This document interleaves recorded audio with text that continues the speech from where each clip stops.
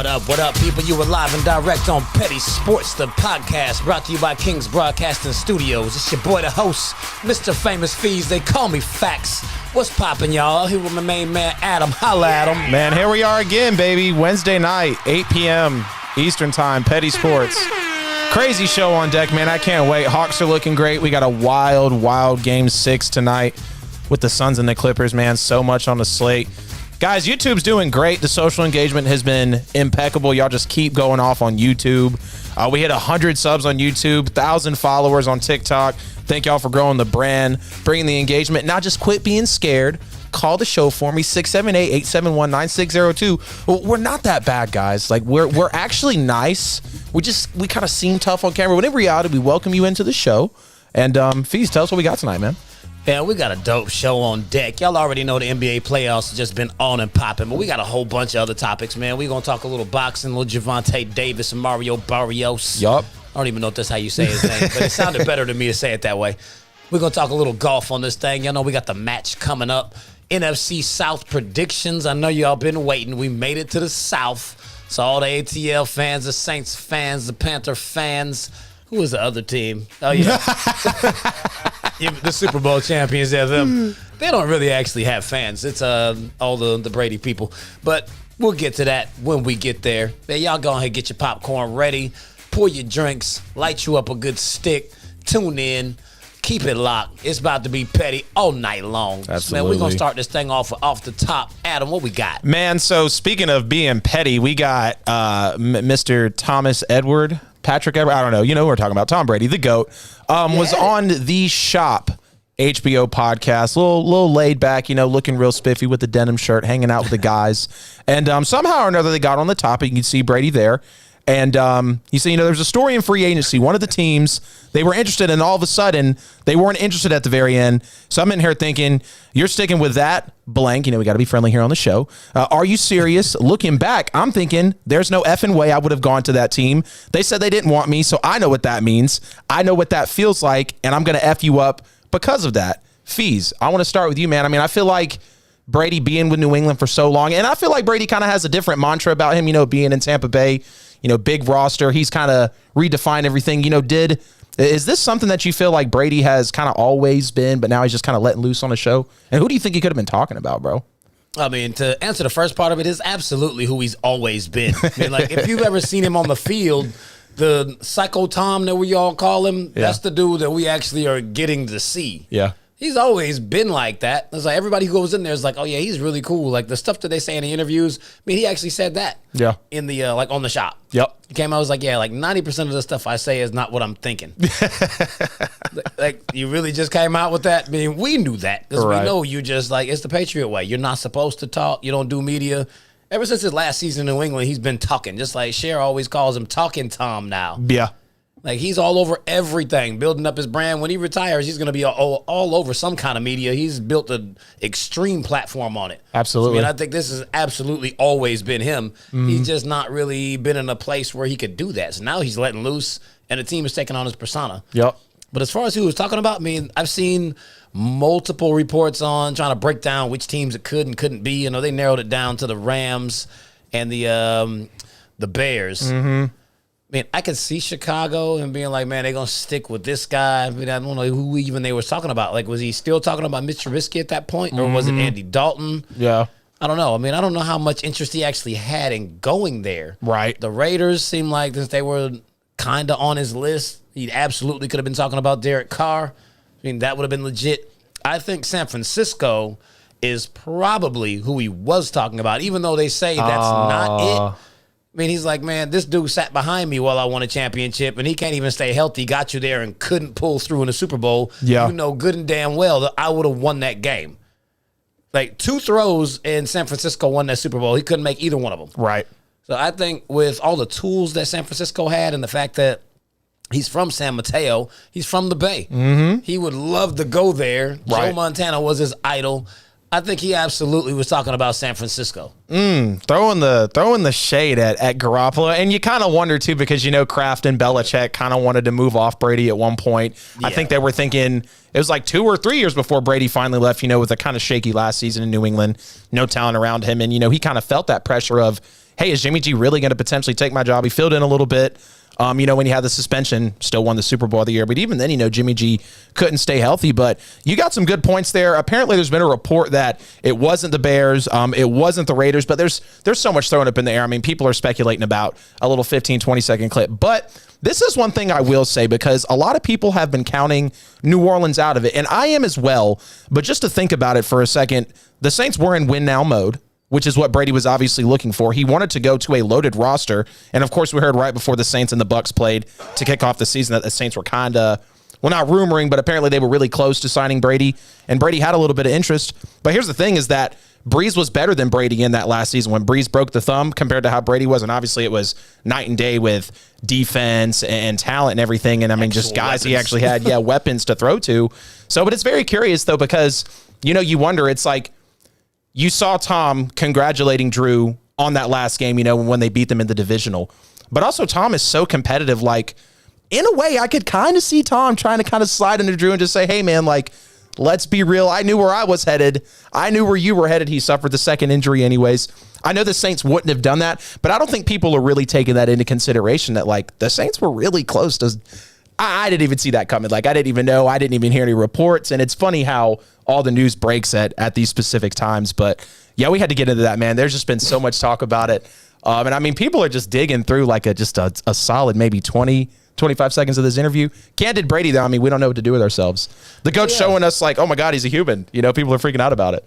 I mean, like, it's not even logical to think that anyone that's that good at anything could be the most humble, ho-hum, OG Willie. Like, man, none of those guys are like that. Yeah. You do not get that good at anything acting like the person that he was portraying. Mm-hmm. But you knew he wasn't that. Right. I mean, there's a whole videos out on YouTube about times that people trash talk Brady and how they paid for it. Like, he does this on the field. I mean, did we not see what he did in the Kansas City game when they played in the regular season? Yep. Like, he came for Matthew. Yeah. It was real. Yeah, he did. He called me something that I won't repeat. Mm-hmm. Yeah. You probably just got schooled by the GOAT on the field, and he was getting your ass whooped, so you just had to say that. And then came and backed it up in the bowl. Yeah. That was ugly. Yeah. You ain't lying about that, man. Oh, yes. I mean, we're definitely going to dig back into that when we get to the NFC South. I mean, we got a lot to say about that one, so we're going to save that for the end of the show like we do every week. So, man, we get this thing jumping. We're going to talk about these hometown Atlanta Hawks. Came through with a resilient Game 4 win. No Giannis out there after the disgusting injury, which I think he earned it. Karma came, and Karma spoke her piece. I told you some weeks ago when he did that to Kyrie Irving and showed no remorse for it, it's going to come back. You got a soft spot for Kyrie? Or you just thought it was just dirty in general? You're just looking out for an NBA player? The fact that I like Kyrie is the fact that I already didn't like Giannis. Okay, so it just and it was so dirty. Okay, so there was some history there. Now it's just adding on to it then. Yeah, like that put Giannis on Chris Paul status for me. And if anybody's been watching the show, we know how Fees feels about Chris Paul. Yeah, man. It's all Monty. All Monty Williams. No Chris Paul, guys. You heard it here first. I mean, they're up next. So I'm going to definitely go ahead and get into my trash and Chris Paul phase. But we ain't going to take any of the shine away from the Hawks in this segment. Like, can these resilient Hawks, though, go to Milwaukee and take Game 5 to set up a potential home closeout Game 6 to earn their first trip to the NBA Finals?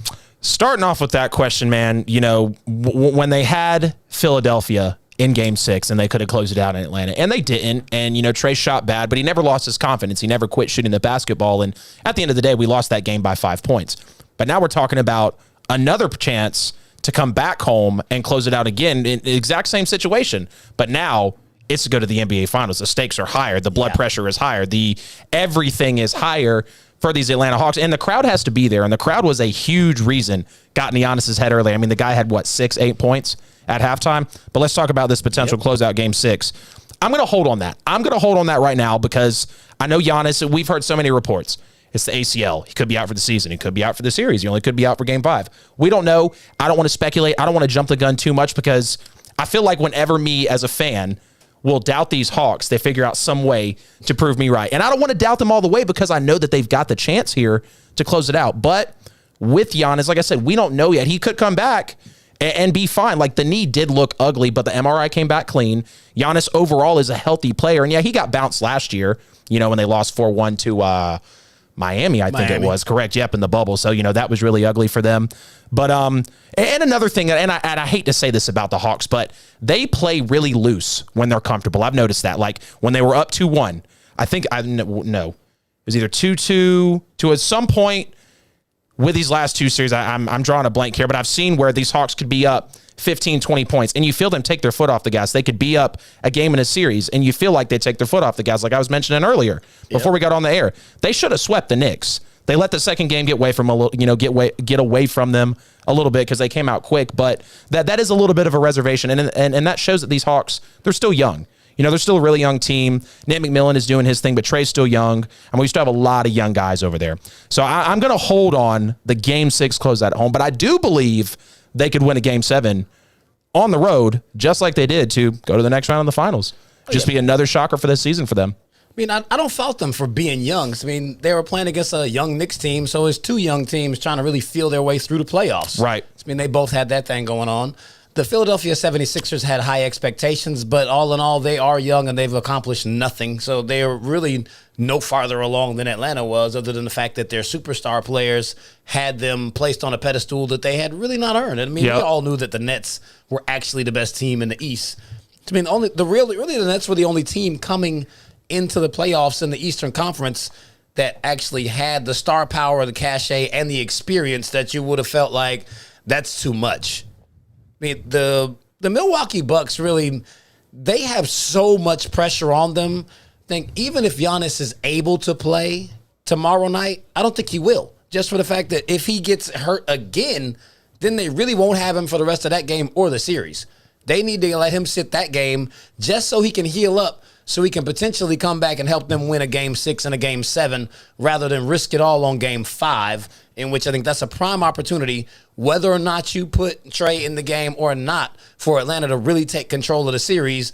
I mean, the Bucks have so much pressure for choking 2 years in a row behind Giannis. And I mean, the pressure is really on Giannis. And with him hurt, he's sitting up really looking like dangerously similar to that guy on the other side. You keep getting almost to the doorstep. You're getting all this praise. Never made it to the finals. You always seem to fold up right here at this time of the playoffs. It's like, hey, at some point, you got to make it happen. And I mean, I can't really say that he folds up. I mean, Chris Paul had really bad games. Giannis has filled up the stat sheet and lost. Yep. Just because it's his inability to shoot. He can't have the ball at the end of the game. Are you expecting Chris Middleton to be who exactly? Right. The guy that'll come out once every 60 days and drop 40 points is how it feels with Middleton with the inconsistency. It's like, are you think he's like Mr. Anything is possible? Like he's almost as streaky as J.R. Smith. Yeah. I mean, that's a little disrespectful to Chris Middleton, but he's somewhere in there though. I won't do him quite like that. But I mean, I don't have any faith in those Bucks, other than the fact that I had to take the Bucks in 6 so I can make sure they lost. Yes, you are consistent about that. I'll give that to you. You did keep that there. That's very similar to Mr. Barkley with the guarantee. I just jinxed the Bucks into losing. Somehow I managed to even call Karma on her cell phone and be like, "Hey, could you go get Giannis for me?" Yep. And she answered. She answered the bell. Appreciate you. I see we got the Hawks fans on deck in there. Mike Davis talking about let's go Hawks as she's sharing there. Well, she's not a Hawks fan, but she agrees with the dirty Giannis. Dirty Giannis. Filthy. 2-time MVP Defensive Player of the Year. Filthy player. No, I don't think Giannis is dirty. I understand where you're coming from, though. You don't want to see injuries like that happen. No. Because it's like this, it's like with Trae Young rolling his ankle. You don't want to see that because it's just odd. Lily in the house? Right, yeah. It's just odd. Like, you don't want to see something like that, have a role like that for a superstar, especially in such a big series. But that moves us on to the next question. Does the Giannis injury give Atlanta grace to let Trae heal up? Does Trae have to play even if Giannis doesn't? If Trae's ready, what do you think? Absolutely gives them grace, especially the way they came out in Game 4. I mean, they took control of the game. They were up 51-38 at the half. So, I mean, for the folks that think that they won that game only because Giannis got hurt, you clearly didn't watch the game. They were in control of the game. Giannis had 6 points at halftime. Don't let the stat sheet fool you. Lemon Pepper Lou stepped up. That might be asking a lot to see him do it again. So, I mean, I don't know that we can recall a time where in back-to-back games Lou has done that, but he is good for it. Yep. I mean, if Lou can step up like that again and the rest of the team can continue to play the way they're playing, they can play Trae sparingly, see how he's feeling, but they don't really have to go all the way balls to the walls to try to really just have Trae out there, because for the same reason that Giannis shouldn't play, Atlanta doesn't have to play Trae. Right. You got 2 more games. Well, however you come out in this one, you'll either be up 3-2 or down 2-3. Yep. Still with 2 games left. They've already showed that they can win a Game 7 on the road. And the Bucks have, like, more pressure probably than any team in the playoffs, well, outside of the Clippers. But the Clippers have been proving that they're resilient. Right, so, I mean, they've depressurized. If Kawhi was still here, yes, they would be the most pressurized team. But with Kawhi not being, they just kind of air out of the balloon moment a little bit, that for the took Clippers all of in a their good way. pressure away. So, I mean, as it stands right now, the Bucks have more pressure to win than anybody left. Yep. Like, hands down. The Bucks, Giannis, and his whole legacy is tied to what happens here. Right. Even if his injury is such to where he doesn't actually come back in this series, still going to hold it against him. Yeah, I can't blame you there, man. I'm going to say, that it does give Atlanta grace to let Trey Hill because yet again, like you just said, these Hawks have shown you multiple ways. Game 1 against Philly, they rolled. Games 4 and 5, crazy comebacks. Game 7 win on the road, giving the media no chance. Like, hey, the Hawks are here. They've showed you they can win in multiple ways, and now they just did it without Trae Young. Well, let's just take a look at it for a second. At the end of the day, with this game, with everyone stepping up, the Hawks stole themselves a game. They really did. You've got Clint Capella and you've got Kevin Huerter going for 15 each, and you hope Capella's okay. You saw the little poke in the eye, but he made the flight today, so I'm really confident that he's going to be okay in this series. But Lou Williams, like, shout out to my cousin. I know you're watching the show. Love you, Alan. He was talking about how he was at the game last night. He said, dude, Lou Williams was the best player on the floor. Like, without question, he was so smooth, so efficient, running the offense. Lou had, 21-7, 21-8? We're talking about assists here. Like, Lou Williams really stepped up to the occasion. And here's the thing. Lou hasn't played like that in 2 weeks. But if you go back to his first year with the Clippers, dude was averaging 22 a game. And I think he was still kind of in between, because didn't Lou go through a little part of his career where, he would take starts more often than not, but he wasn't a starter, But he's kind of fallen into that 6-man role now, left the Hawks, went and won a couple of the 6-man year awards, comes back and he figures out an hour before the game. Hey, Lemon Pepper, I need you, bro. I need you. Okay, coach, I got you. 20, easily. I just wanted 10 to 12 from Lou. And then we're talking about Bogey as well. Bogey 6 for 11 from downtown. Let's go, man. He hasn't played like that in 2 weeks. And the Hawks, yet again, it is next man up mentality. What is it going to take for people to just keep the Hawks in a bad way out of their mouth? The Hawks continue to shut people up, prove the critics wrong. And let's take another look here. Reddish really showed up on defense last night. I know it was only, 12 points and not a whole lot of minutes, but they were really quality minutes. And the fact that he played a huge part in holding Middleton and Holiday to 2 for 14 from downtown. The Bucks, the Hawks dominated in all aspects last night. I want to say we won the rebound battle. We won the points in the paint. We had more assists. We had less turnovers. And we shot better than them. Yes, of course, the score tells you that. But go look at the percentages. Milwaukee was 8 for 39 from downtown. Chris Middleton just torched the Hawks for 38 in the game before. It's all about the next man up mentality. It's all about who's going to be there for the Hawks when they need it. And, again, I will continue to talk about Nate McMillan. We talk about Trey. We talk about Bogey. We talk about John Collins. Let me get on John Collins for a second. 4 points. 4 points. I understand everybody stepping up. And this is one thing I kind of like about this Hawks team is we don't need, I wouldn't even say we need 4 or 5 guys to step up. Just give me 2 or 3 guys that are special and perform like they don't usually do. And this Hawks team can do it. Gallo only had 10. Imagine if he went for 15 and 20 like he does sometimes when we really need him. But Nate McMillan, this team is now 37 and 17 under him. They're winning 65% of their games compared to 14 and 20. And this was an 11 seed. I'll continue pounding the point home, man. These Hawks are continuing to show what they're about. They're going to be here to contend. And just think, we've done a lot of this with no Reddish, no Hunter. You're letting Reddish get comfortable. Let our defensive player get back in the mix. We're going to be hell for the only couple teams left in it. So we'll see what Atlanta's made of. But this is a good break because if you bring Trey back, like you mentioned, it gives you a chance to close it out. But if he's not feeling it, and if you don't have Giannis, you've already showed yourself you can win without Trey. And even if Giannis did play, we just showed you that we can shut him down in a half. I don't think he would have turned it around in the next 2 quarters. So super proud of the Hawks, man. Super proud of the Hawks. I can't say anything more great about them, to be honest with you. I think the key for the Hawks tomorrow night is that they come out and start fast. Absolutely, just like they did.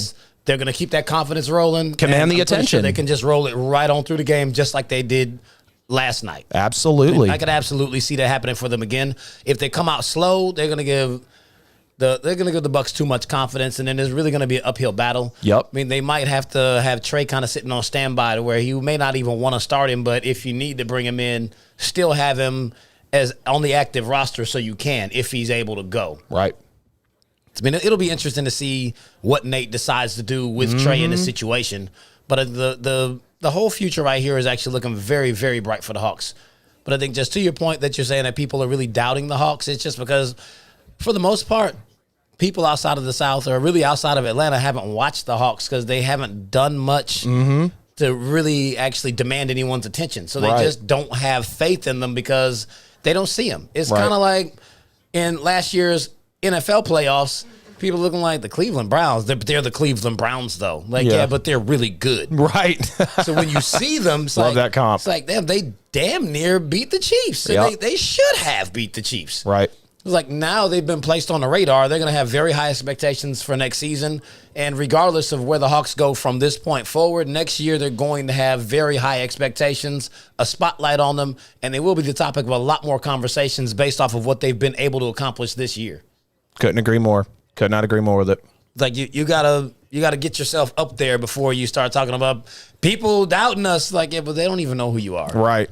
Right, and rightfully so. I mean, the Hawks, I mean, like I said, 14-20 at one point. No one, I was just saying it before we got on there. I remember talking about when McMillan came over, the fourth quarter was just turning around. We were 7-0, maybe the hottest team in the NBA. We were just sitting at 21-20, man. I mean, nobody was even thinking about the playoffs. They just said, let's turn this around. Let's get into a positive record. And here they are now, demanding the attention. Absolutely, man. So, I mean, my hat goes off to them. I mean, I'm definitely going to be watching. I'm actually going to go to State Farm tomorrow night to go to the watch party. Got to go live from there, man. Oh, yeah, man. They definitely I'll probably be on the broadcast. They're going to pan around the stadium when they actually are coming out balling. So we're going to already give them credit for that tomorrow. They're going to come out and start strong. Right. They'll be showing the watch party. Got to see how it goes down at State Farm. I've been seeing pictures and videos of people going to these things. It's about time. I'm going to go check it out. Yeah, it would be nice to go to one, man. No doubt. Yep. I won't be in a Hawks jersey. I mean, I'm pretty sure I'll have on some United gear, but it's still support. Yeah. We're not going that far. Right. We'll allow it. We'll allow it. Oh, absolutely, man. So, actually, I don't even want to do that. I'm not going to go beyond this series. You didn't even want to go beyond Game 5. So, who is the key player for the Hawks to winning Game 5 tomorrow night? I would say it's got to be Bogey again. I'm going to say either Bogey or Gallinari because the fact that Gallo only had 10 and he's easily capable of 15 to 18. And whenever Bogey really gets going well from downtown, because I think in a weird way, I think Bogey is our best and most consistent shooter when he's healthy. We've seen Trey kind of get a little trigger happy, pulling up from three when he really doesn't need to. You might have the lead and he might be jacking up what seems like a 40-footer. Bogdanovich is a veteran. He's one of the oldest guys on the team, and we've seen him play a couple years in Sacramento, and now he's really emerging with this Hawks team, and we see why he was such a hot candidate in the free agency market, and Atlanta scooped him up. He was a great pickup. I want to say that Capella and definitely John Collins will need to be more of a factor. I don't want to put any pressure on Cam Reddish yet because the fact that he played the way that he did in 15, 18, 20 minutes, something like that, he looked fantastic. So I would say the X factor it's going to come down to a few guys, but I would like to keep Bogey at the top of that list for sure. One of my favorite players for Atlanta. Okay, man, I'll keep it quick since we just got the 824 alarm. I'm going to go with Lemon Pepper Lou. Need another big performance out of him. He kind of gives you the same type of spark and just the flow of the offense as what Trey does. Clearly, he's not Trey, but he can give you a similar feel. Right. So I'll go with him. And on that note, it's 8:24 p.m. It is. Y'all heard the alarm go off. I beat Sanaya today. Give us the countdown. 3, 2, 1. Kobe. R.I.P. R.I.P. to the Mamba, brother. Yes, sir. As you watch this lovely array of highlights of Mr. 8 and 24 Afro Kobe. Yeah, they just don't dunk it like that anymore, man. No. Like the rotation in the air. They don't do that in game. That's got to be in the dunk contest. Y'all compare Devin Booker to that guy?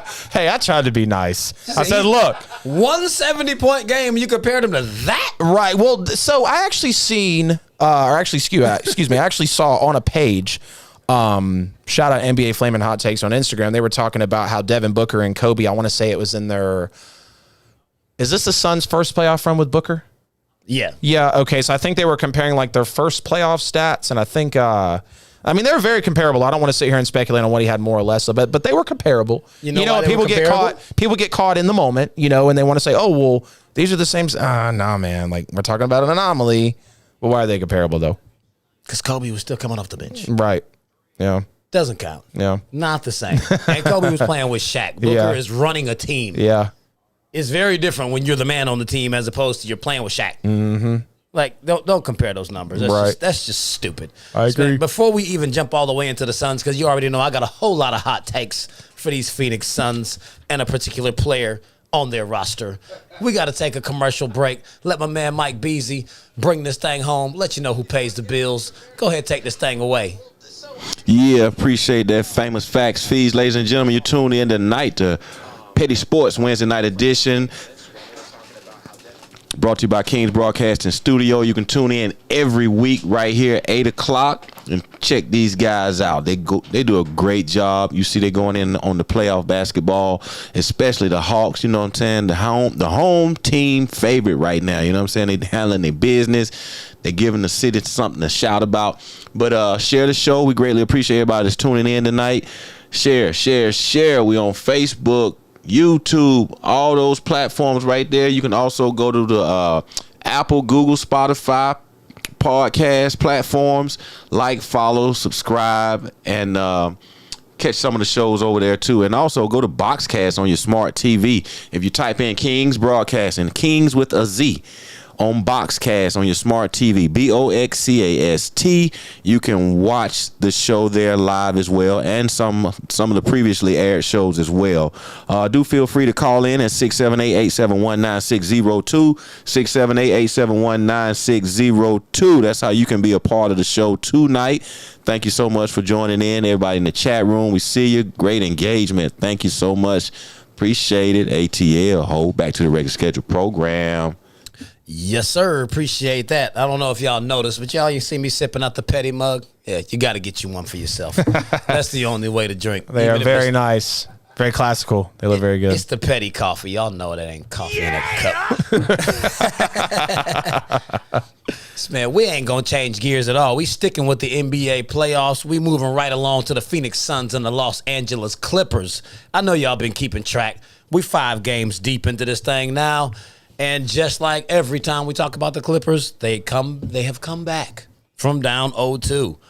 But this series has been very particularly interesting. Because game 1 and 2, we had the Suns come out. They held home court. They really looked like they might actually sweep the Clippers.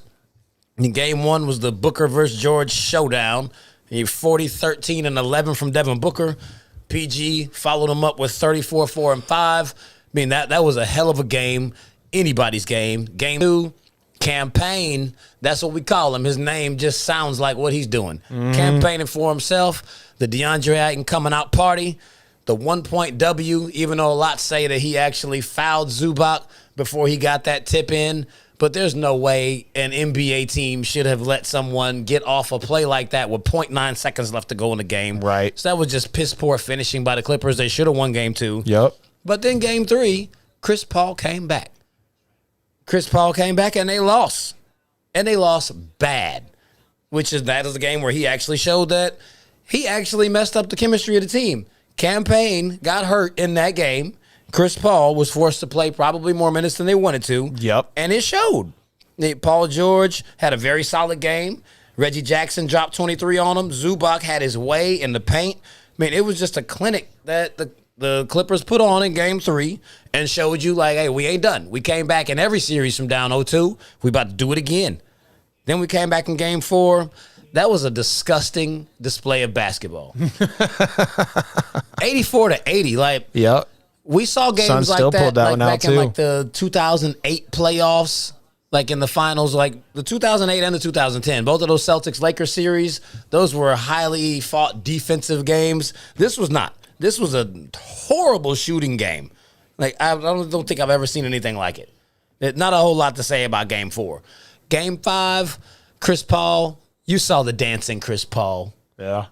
He got shook up. They lost again. And now I've been hearing a lot of people saying, like, well, he's coming off of COVID, so you got to give him a pass. Are you willing to give Chris Paul a pass for having come off the COVID protocols? That's a real question. It is. I want to be. That's what everyone else is doing. Like, I hear the excuse, and it makes my blood boil. So people are saying that because of the COVID is why he got crossed, or is why he's kind of playing shaky? Why he's been playing, like he's been shooting like almost 30% from the field since he's been back. It's horrible. Yeah. Well, I mean, when you don't play for 11 days and you're working on a 36, 37-year-old body, I mean, it's definitely going to play a part into it. But I don't think we should sit here and hold the fact that, you know, because we don't even know if Chris Paul was actually ill. You know, if he was sick, it was just protocols that he was going through. And I'm not going to sit here and speculate about anything, but you know, I feel like we would have got some reports if Chris Paul would have been sort of shaken up, and maybe he wouldn't have been able to go when he was medically cleared. You know, that's why they specifically said protocols, you know. I mean, yeah, you know, it definitely plays a part into it, but I don't want to sit here and, I mean, hold that an ultimate victim because like I was, you know, telling Bell before we got on the show, it's like, okay, every star that is left in the playoffs has been hurt. There's even been some twos that have been hurt. We saw it all the way from the first round. There were stars getting hurt.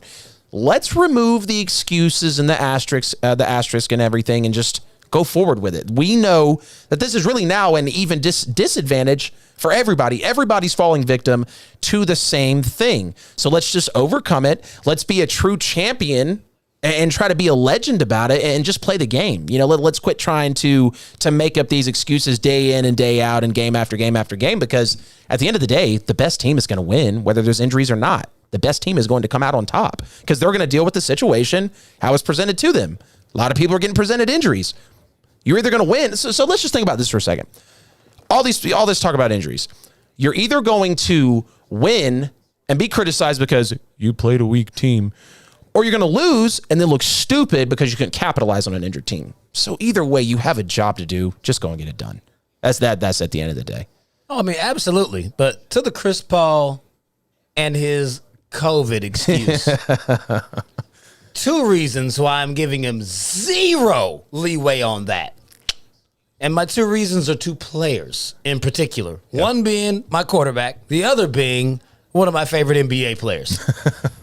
First reason, Cam Newton. He was playing extremely well, got COVID, came back, looked bad, and everybody's like, no, he's washed up, he's old, he ain't got it no more, he's not accurate, never gave him the benefit of the doubt of not having any weapons. None of these excuses. Right. Why is Chris Paul getting all that? Right. But even outside of him, if we want to keep it with the game of basketball, did we forget just last year in the bubble, one Russell Westbrook was not allowed to come into the bubble because he had it. Yep. He went through, finished his quarantine, he came back, and he did not look like Russ. Did we give him any credit for that? No. Yep. You're like, oh, he's reckless. He can't shoot anyway. He's turning the ball over a lot. If it affects Chris Paul enough for you to give him the excuse, then those two players should have gotten the excuse. Those two guys are former MVPs. Chris Paul ain't never won nothing. Why is he getting all this credit? Yeah. What is he doing? He comes back and they lose. Maybe they should put Chris Paul on the bench and just start campaign. Oh, my God. You did not just say that on this show. Oh, my God. The team plays better without him. Devin Booker does not cook while Chris Paul is on the floor. Man. He gets a lot of assists, but he seems to be dominating the ball in a fashion that's really affecting Devin Booker's game. Yeah, I will agree the fact that Devin does go off more when Chris isn't on the floor.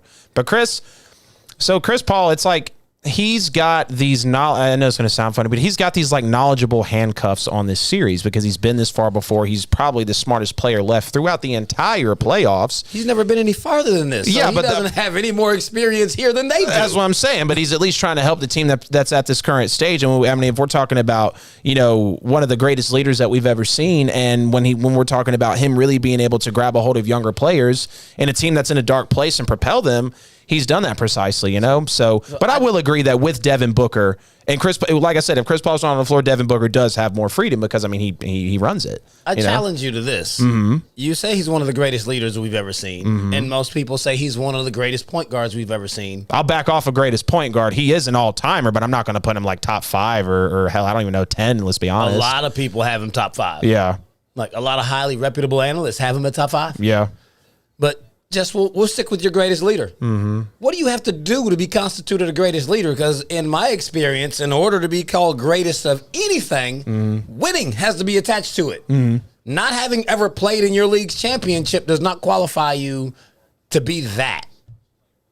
Not ever even making it there. Mm-hmm. No MVPs, no appearances, nothing. Yeah. You led the league in steals a couple times. Yeah.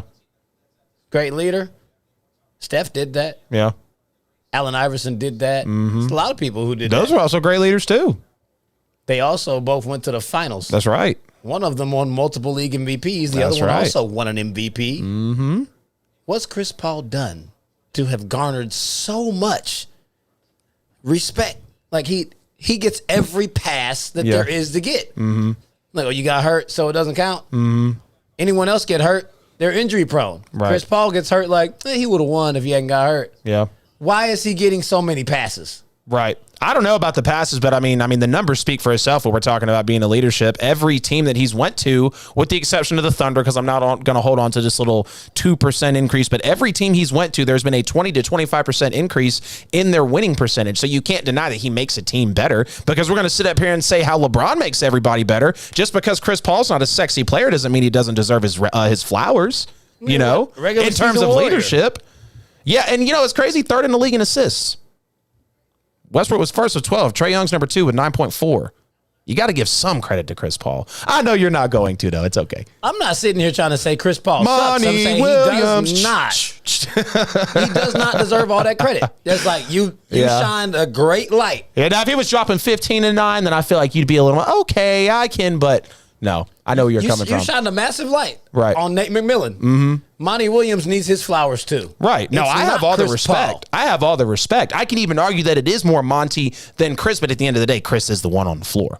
He is the one running that offense. And Monty is putting all the trust in Chris to run the plays that he's drawing up. Well, absolutely. Up until recently, we hadn't seen the separation. But as Chris was out, Chris from the team. As Chris was out, the team actually looked better. Mm-hmm. And as he come back, all of a sudden it doesn't work. Right.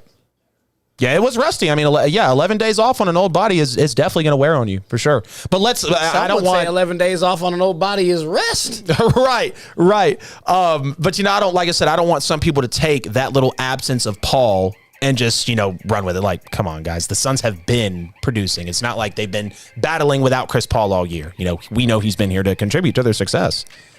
Yeah, but the Suns were on the come up last year at the end of the season. He rode a wave that was on its way. Yeah.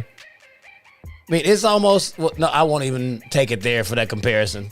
That's not fair at all. So I was going to say it was like Tampa had all the pieces in place, and then Brady went there, but that actually was a Brady thing. Right. Now, speaking of giving a player their flowers, are you finally, not that you're hating, but does Paul George deserve his flowers now? Considering how he's played since Kawhi's went down? Well, the Paul George thing is interesting. Mm-hmm. For what he does in these closeout games where like their backs are to the wall. Oh, absolutely. He definitely LA needs him. Deserves a lot of credit. Yeah. The reason why he gets all this criticism is because of this playoff P thing. That he said. He made it up. Yep. He made it up and then he faded away. Yeah. If he had never called himself playoff P, nobody would be on him about that. Right. The same narrative of Paul George just really being a strong B+2 at best would have continued on. He literally tried to pull a Kobe. Mm-hmm. That's about the only other person who actually made up their own nickname and nobody jumped on him for it because he backed it up. Mm-hmm. Nobody called him the Black Mamba. He called himself the Black Mamba, and then he went and started winning championships with the name. Yep. So he all the way backed it up. No one else actually gave themselves their name. Right. Anyone else who did give him a name really wasn't reputable enough for us to care. Mm-hmm. For all the pity party for Paul George, it's like, hey, you're going to have to come out and take this series and prove that you're that level of superstar. He has been on that level. Right. For the better part of his career. He suffered a disgusting injury with that broken leg. Yeah, that was terrible. And actually came all the way back and is still able to play at this level. Yeah. It almost makes you forget that he got hurt in that way. Yeah. You really do forget that he had such a gruesome injury for the fact that he's actually able to still be this good. Right. I highly agree with you. And you look at the fact that since Kawhi's injury, June 14th was the last game that Kawhi played. So there's been 7 games that these Clippers have went through without Kawhi Leonard. Paul George is averaging 31 points and 13 rebounds, including 29 total rebounds in his last 2 games. Absolutely just popping off the block with this team right now. And, when the team really needs him, like I said, when their back has been against the wall, you brought it up perfectly. When Paul George has, every time people are saying, okay, we need PG to play, he's there for it. He is there to produce for this team. And, I used to really question if Paul George was a championship player. I'm not going to lie. I'm pulling back off that opinion now because night in and night out, yeah, Okay, he might only, a lot of really hard critics are, where is his 35 and 15 if he goes, 27 and 11? There's going to be a lot of criticism about that. But if you look at every game he's played in this Phoenix series, he's played fairly well. Yeah, he shot 5 for 21 game, and I think like 6 for 20 in another. So he's had a couple stinkers, but even then, pulling down rebounds, dishing out assists, giving you at least 20 to 25 points, So Paul George is definitely getting my respect. And I love to see this because even though he did dub it for himself, he's still trying to crush a narrative. And I know he brought it up, but it's still something that we held him to. And I mean, I know I saw him shrunk. Beginning of the playoffs, the dude was disappearing against the Mavericks. It's like, here we go again. Polyester, way off, pandemic. Like, here we go. Now he's really rubbing it off, man. And so, and with the addition of Zubats, I got to give a shout out to Ty Lue real quick, and that's another guy that I never thought that he was really an upper echelon coach, but it really is feeling like that now because you see Zubats. The plus minus with Zubats on and off the floor within the last few games have been off the charts. The fact that he played small ball with Zubats through the first two series, now he's wanting to get big because he knows he has a DeAndre Ayton who seems to kind of be getting better every game. So you're going to have to learn how to stop that big. If DeAndre Ayton was consistently balling out every single game, that's not that he's, having bad games, but he's not giving you that nice, 24 and 20 that he's capable of, So I got to give a lot of respect to Ty Lue because, him and Paul George are just blossoming this Clippers team to being the most resilient team left right now next to Atlanta. Yeah, I definitely can't argue that. To your question of giving Paul George his flowers, no, I'm not giving him his flowers, but I will give him a flower pot, some potting soil, and some seeds. How about fertilizer, bro? He's fertilizer too. He's just waiting on it to grow. He's like, okay, I'll put like 4 games in. I just need a few more, and then my plant will grow. He's got all the ingredients. I'm not giving you the flowers, but you can get the pot, the soil, the fertilizer, and the seeds, so you can make it happen because you're right there. Yep. But the fact that you did this to you, I can't just give you the flowers. Yeah. It's your own fault. If you had shut up, then you could have your flowers because we wouldn't be on you like that. Right. I agree. It was brought to my attention earlier today that even one of his own teammates, like just on the very hush-hush, threw crazy shade on it. It wasn't even him throwing shade, but he just kind of called it out. Yeah. Because you remember he was playing for OKC when he made this up. Mm-hmm. Say he was up on the podium with Carmelo, and he had just the game after he called himself Playoff P on that same podium. Mm-hmm. Had a horrible night, and then Carmelo was like, "Hey, you said it. You can't run from it now." Yeah. Well, no, he's like, "Can't take it back." Right. He was right. Yeah. It was like, hey, like you, this is a self-inflicted wound. Right. But my hat's off to him for him being resilient and playing through it because, he has been playing good. Right. Even in the game where he missed the free throws, which game was that? I think it was game 2. It's either game 2 or game 3 where he missed the free throws down the stretch. Yeah, it was game 2. Mm-hmm. Game 2, he missed the free throws. Paul George had a really good game. Yeah. He went for 26, 6, and 6, and we really would have been talking about like, man, Paul George has turned the corner. 2 free throws completely just ruined a really good game. Yeah, changed the narrative of that entire outcome for him. He carried them, and they lost by 1 point. Yep. Had they called a foul on Ayton for grabbing and pushing Zubac, or they had actually played NBA-level defense and not let that happen, that whole narrative would be different. Even though he missed the free throws, if they had won, we wouldn't be talking about it. Yep. Jay Crowder had no business making that beautiful pass in for the valley oop. Yeah. That was a lot of DeMarcus Cousins' fault, too, from his positioning. You're 7 feet tall, and you left that lane open to throw in. Right. Like, definitely, this should have been all the way baseline. Mm-hmm. There was a lot of miscues there. We can definitely point to the Paul George missed free throws because that's huge, but there were quite a few other reasons why that game didn't go the way it was supposed to. Right. Given, I think one of the biggest is that ridiculous call that Patrick Beverley got when he smacked the ball out of Devin Booker's hand and they went to replay on the slow-mo. It was like, it technically was still touching his hand. I think the basketball guys intervened and the ball doesn't lie. Yeah. So they just took the game from him, and then Paul George took the fall, even though it wasn't quite his fault. That's all logical, though. That all makes sense. Yeah, that's really what I feel like happened there. So all in all, I'm not mad at them, at Paul George.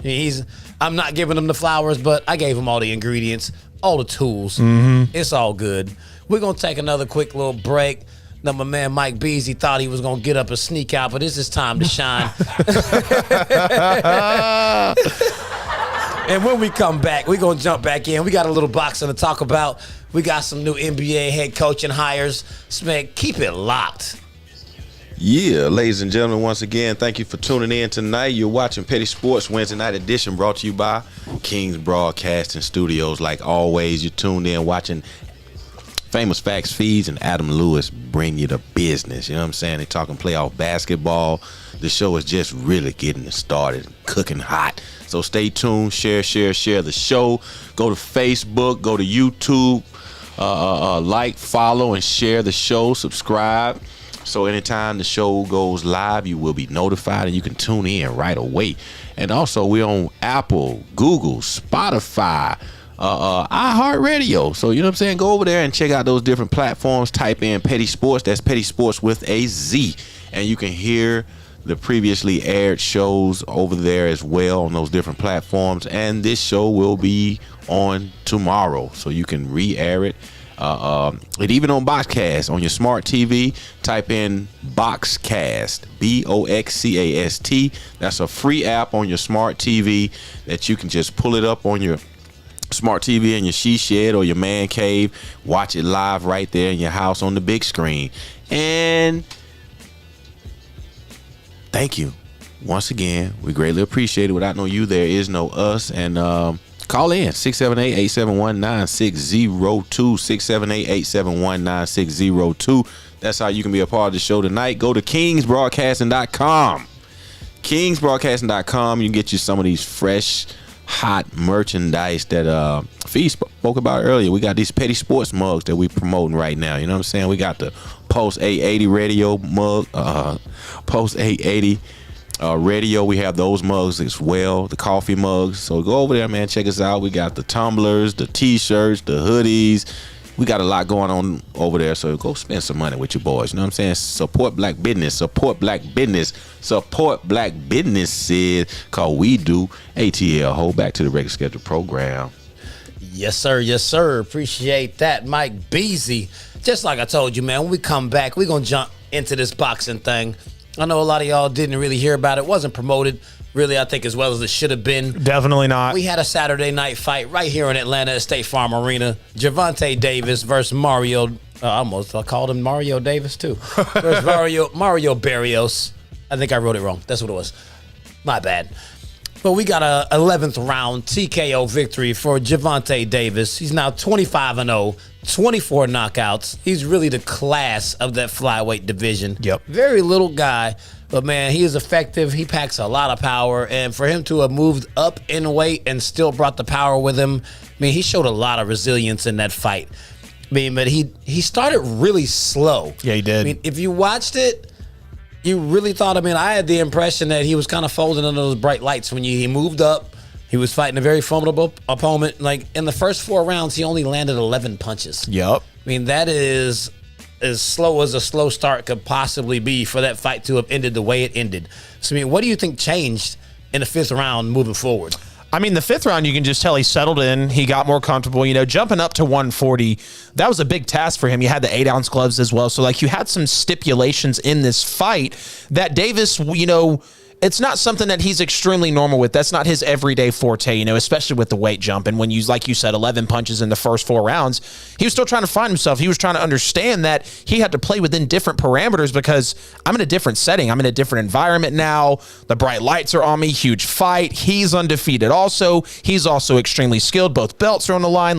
There was a lot on the line within these first few rounds, and a lot of people had it on the scorecards that it was, the first 3 of the first 4 rounds went to Barrios. Davis was still really trying to find himself. But then you look in round 5. What happened in round 5 was Davis started checking the jabs. He took the jab away from Mario, and he started walking him down in the ring, which then made him feel more confident. And then you just felt him round after round after round being the Tank Davis that he's made a name for himself to be. Landing the big shots, splitting the guard, hitting the uppercuts, and just being that confident but a small fighter.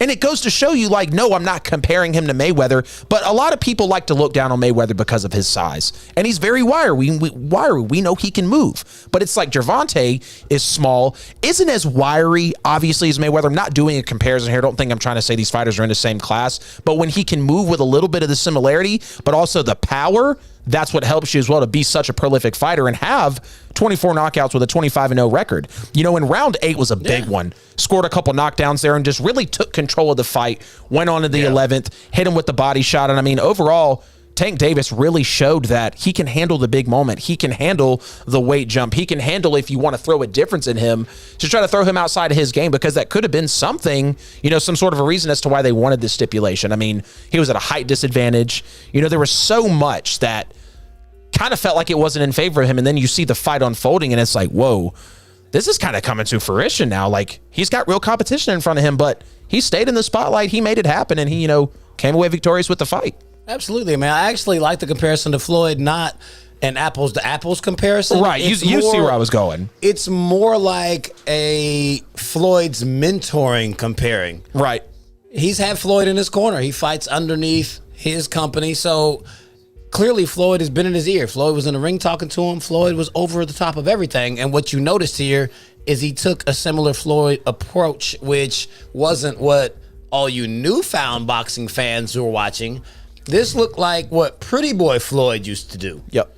Before all the flash and all the trash talking and everything else, which would happen when he turned into Floyd Money Mayweather after the De La Hoya fight. Yep. He used to be a knockout artist. For folks to be like he had no punching power. Floyd had 27 knockouts in his 50-0 fight, in his 50-0 career. Yep. Most of them were early, just like what Tank Davis is doing. Yep. I'm not saying he had Tank Davis level power, but Floyd used to come out and just attack people. Yep. But like it's like he took kind of a combination of the early Floyd and the later Floyd, because he's got a seasoned old Floyd in his ear. Yep. This is what you see in every you Floyd saw fight. what Floyd said in round 10. He's like, yo, unofficially, you're down right now. And Dave's like, bro, don't tell me that. And he's like, wait a second, this is potentially the greatest boxer ever, telling me that I'm not looking good right now. What did he do in the 10 and the 11th after Floyd got in his ear? Went off on Barrios. He brought it. Exactly. So like it seemed like he tried to take the advice of Floyd and he took it a little too far. Right. Because what you normally see from Floyd is the first 2 rounds, he does nothing. Right. He just tries to figure out, like, how are you trying to fight me today? You trying to rush me, trying to jab? Are you waiting on me to press the action? He's just going to take 2 rounds to figure out what your strategy is and then pick you apart for 10. Yep. Gervonta took 4 to do it, and that's a lot to overcome on the scorecards, which he had.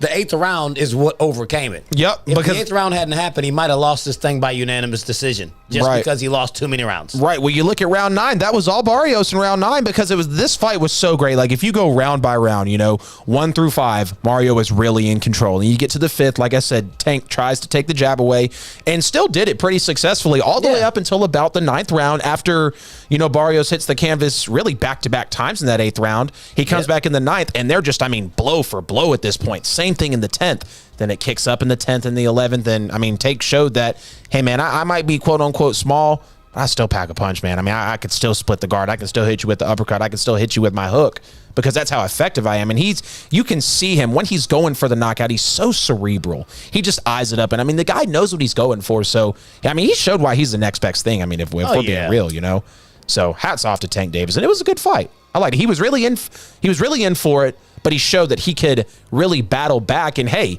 if I'm down in a fight and the knockout's the only chance I've got, he showed us that time and time again. Just saw it again against the biggest fight in his career. Here we go. Absolutely, man. Like, I have nothing bad to say about Gervonta. He started slow. He figured it out. Yep. He made it happen. Yep. He's a great champion already. At 25-0, there's nowhere but up for him to go, especially under the tutelage of Floyd Mayweather. Absolutely. Hats all the way off. And one more time, I'm going to throw tomatoes at Showtime. Why is it that like, back-to-back fights for Showtime, like, how do you just keep dropping the ball? Yeah. I can't stand Showtime. Yeah. You can't even stream their fights. They suck. Please stop fighting on Showtime. It's like, I can't see it. Please. Yeah, like, I got to come out of pocket for this. I got this figured out. I don't want to watch it on YouTube. Right. The next day. Right. Cut it out, Showtime. When they show 17 minutes of a good amount of the fight, but then they don't show you like the controversial parts or the parts that you're really trying to dig into that decided the fight. It's like watching NBA highlights. You can't do it. If you don't catch the game, you're not going to know the narrative of the game. It's the camera angles that they show you. It'd be zoomed in so far, you're like looking at his shoulder. Right. Like, why are we zoomed in so close? Right. You can't even really see what's happening. Yep. It sucks. Cut it out, Showtime. Cut it out. No love for Showtime. No love for Chris Paul. No love for none of it. Nah, that's why we petty. I ain't got to show him love. We're just going to just call it like it is. Right. Smith, we're going to jump into this next segment for just a hot second before we hit the top of the hour because we got a little bit of time. We're going to talk about a couple of these new NBA head coaching hires. First on the docket, Boston Celtics hire Brooklyn Nets assistant coach Ime Udoka. For those who don't know who he is, which is pretty much everybody because I didn't either. Undrafted player, played from 2000 to 2012. He was on the 2004 Lakers squad that actually went to an NBA championship and lost it. Then he had a couple of short stints with the Knicks, the Blazers, the Spurs, the Kings, and back to the Spurs one more time. Then he went back to the Spurs to be an assistant coach from 2012 to 2019, where he actually got an NBA championship as an assistant coach in 2014. So, I mean, he does have a pretty impressive resume as a journeyman player and then very successful as an assistant coach with the Spurs. And even his actual NBA career, when he averaged like 8 points, 2 boards. I mean, he played for 12 years, had a few points. I mean, his averages look very similar to a certain guy who's ranting and raving all over YouTube, talking about his mama's recipe. So, oh, man. Everybody want mama's cooking. We've never heard of this guy, but his numbers were the same as Kwame Brown's. Mm-hmm. I don't know, just throwing that out there. Right. I don't know what you want to do with that, but what do you think of this hire? Yeah, Udoka was definitely an interesting hire because I definitely had to dig into some research on this to, realize who he truly was going into this Celtics team. And I feel like in a way, the Celtics are kind of in a place the Hawks were a little bit because they know that they're extremely disappointed. And they had too much talent to disappoint. Way too much damn talent to disappoint. And they had a little mix-up. Refresh my memory. Brad Stevens moved up to replace Danny Ainge. Is that right? Yes. Okay, so Danny Ainge is out. Brad Stevens has now moved up to the president of basketball operations, I want to say. Underachiever advances. Right. So moving up to that position. And, he wants to pull more strings for this franchise. It shows that he has the dedication to get this team back to a winning culture like he tried to have it, but, just fell short with the ridiculous amount of talent that a lot of people thought that Boston had. And then you fish for Udoka, which, you look, the last 9 NBA seasons, he's been an assistant, like you were mentioning, between San Antonio, Philadelphia, and then, just got done with Brooklyn before he got this head coaching job. Yep. And what's crazy enough is when he served as an assistant coach on those teams, they made the playoffs in all 9 seasons. So he's been able to be on a team that's shown him winning culture, shown him at least certain materials to say, hey, this is what you have to do to potentially be a successful head coach. Now, going to the head coaching aspect, that is going to be tough because there are still some young guys on that Boston team, and it's kind of like in relation with the Hawks. Yeah, they're not. I don't think they're as young as Atlanta, but you still got a culture that's trying to rebuild. You still got a Boston team who knew nothing but winning, and the Hawks didn't know that. But now when it feels like you've kind of had some recent success, Hawks in 2015, a lot of high expectations for the Celtics. I mean, some people are still holding on to that Eastern Conference Finals, Game 7, Paul Pierce and LeBron James going down to the end. They're still trying to kind of ride on some of that. And bringing in Udoka, it feels like a little bit of a reach. I know he was a player. I know he's got some time in the league. So I'm never going to down on someone that's kind of showed that he can get his stripes underneath him. But it is going to be an interesting one because you've got some players that you want them to hit that ceiling. You want them to hit that peak within a certain amount of time. But I don't believe that he's the guy. But, I mean, hell, hats off to him. They've had some moves.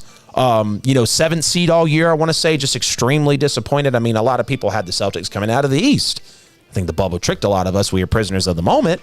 Yeah. But nonetheless, here we are now. So it's definitely an interesting hire. Not one that I saw coming. I expected definitely a bigger name for a bigger market and a team that's trying to build a bigger culture. Yeah, definitely expected a bigger name, but it's not a bad move at all. I mean, they brought someone who came from a culture that is definitely bred in winning and has been winning.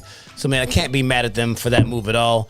Definitely can't be mad at the new first lady of the Celtics, Nia Long. Had no idea that was who his wife is. Now she's a huge Celtics supporter. She's been aging backwards for quite some time. Yep. I mean, I don't know how this chick, she's 50 years old and looks like the same way she did like 15 years ago. It's nuts. Better we don't break. Udoka's a winner. What's that they say? Black don't crack? He damn sure don't. It don't. Udoka definitely knows how to pick on that aspect. He's going to bring in some players to really show that he knows what he's doing. Right. I mean, I think it might be the beginning of something good for the Celtics. I just hope the expectations aren't entirely too high for him because of what the expectations have been. Right. They're going to be expected to come right out the blocks and do their thing. And they've been making the playoffs, so just making the playoffs is not going to be enough. Right. Absolutely. I'm right He's there going with to you. have to come in and really actually turn some things around. Yep. Yeah, but man, we ain't gonna go nowhere. We've reached the top of the hour. It is absolutely 9 o'clock. This show is rolling. So we're gonna take a quick break. And by a quick break, I mean I'm just gonna give you a quick pause break. I ain't going nowhere. What I need for y'all to do is make sure y'all like, share, subscribe, tell a friend to tell a friend. Y'all need to jump on iHeartRadio. We recently got on there. We on Apple Podcasts. We on the Google Podcasts. We on Spotify. You can catch us on YouTube. Just for those of you who are watching on YouTube right now, you already know. Share it, subscribe, let everybody know. We on Simple Radio. The TikTok page is going ham. Make sure you jump over there and check that out. The Twitter is always going and live and doing this thing.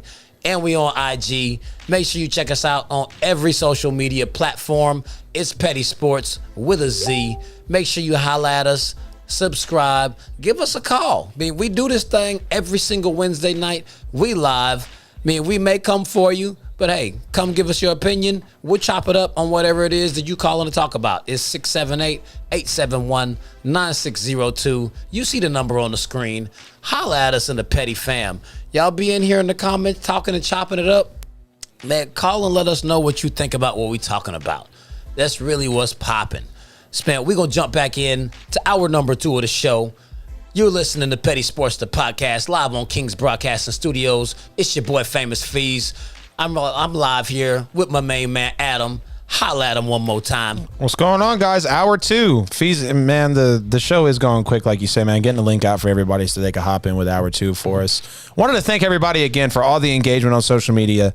TikTok just hit 1,000 followers. YouTube, guys, y'all have pushed us from 30 to 100 subs in a month, and we cannot thank you guys enough for that. Seahawks videos still doing great. Washington football team videos still continuing to do numbers.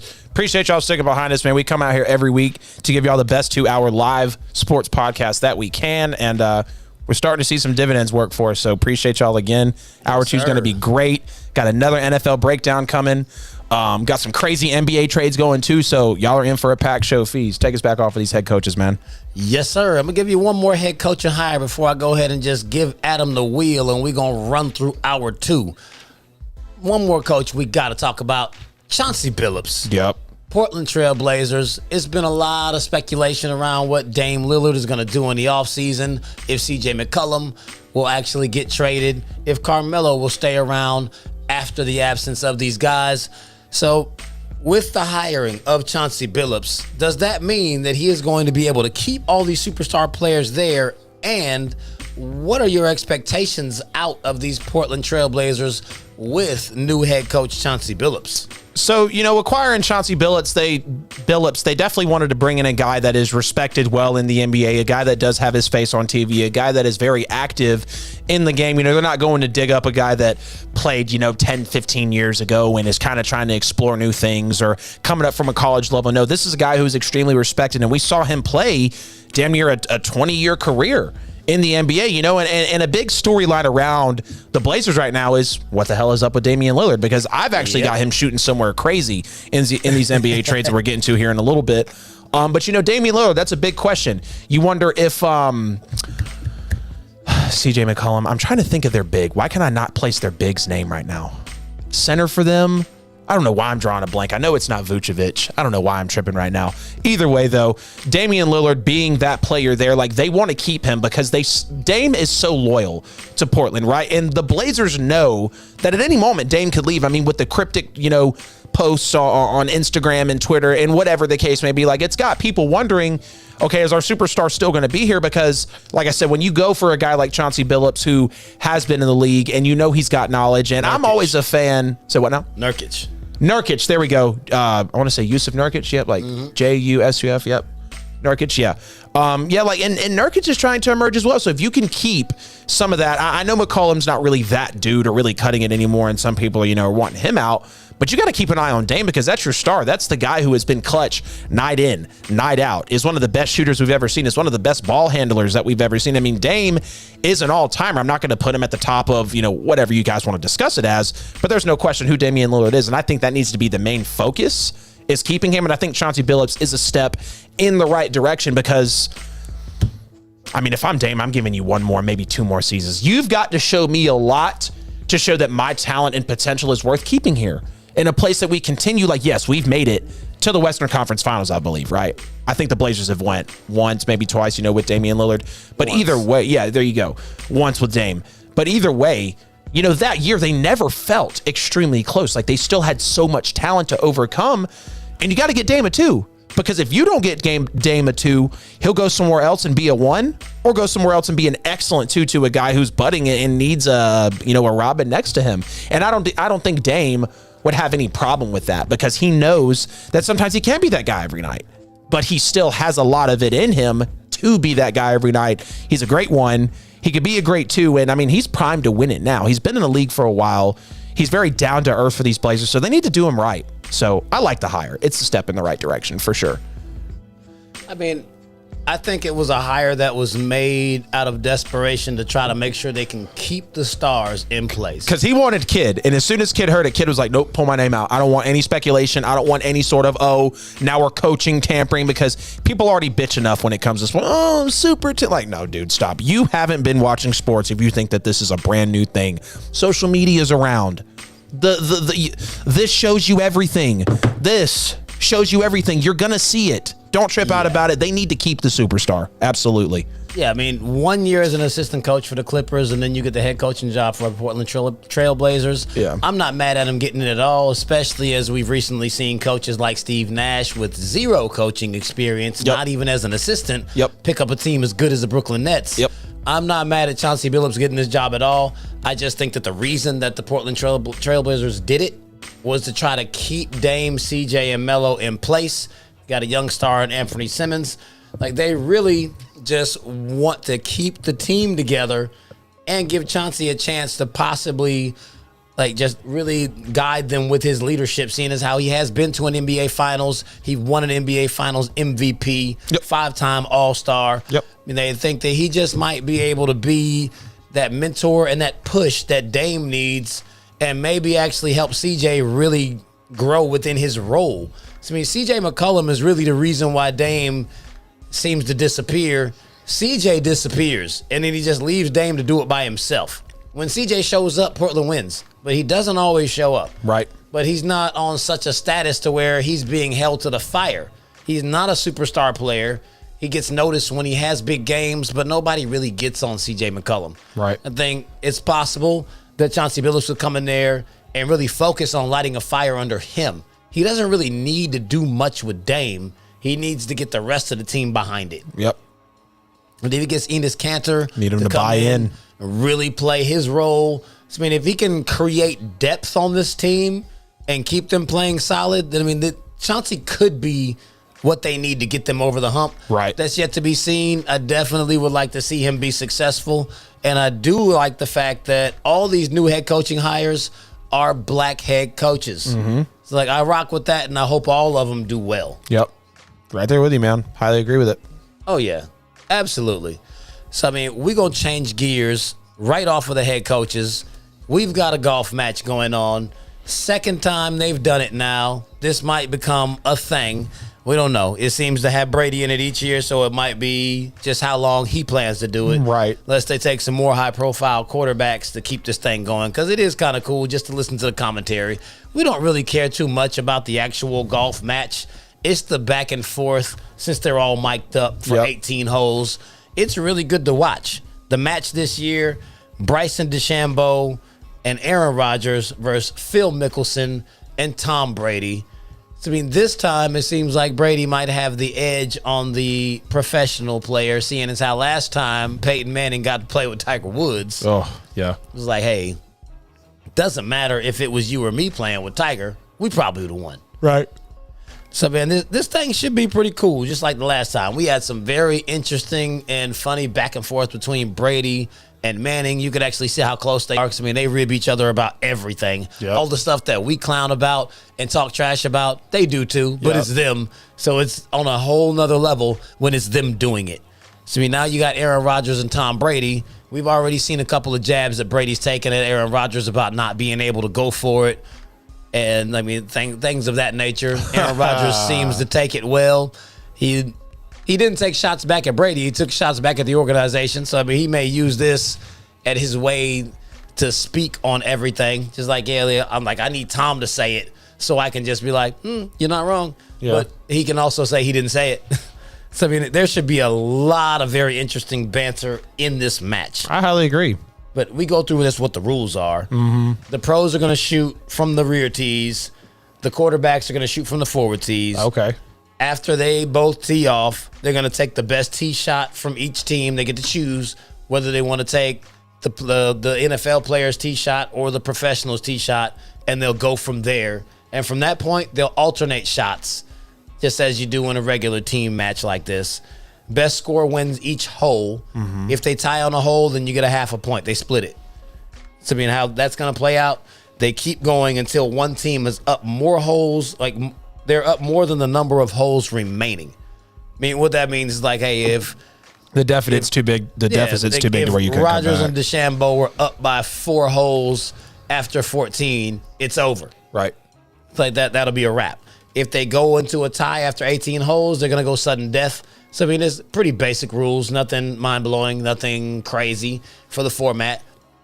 I mean, it's really more for the commentary, somebody to be able to talk trash when they win, but it's usually a very interesting event. I mean, this thing is going to take place on Tuesday, on July the 6th. So, I mean, I'm definitely interested in watching it. I mean, they put it on a date that more than likely is going to fall in between a finals matchup, so it won't actually interfere with it.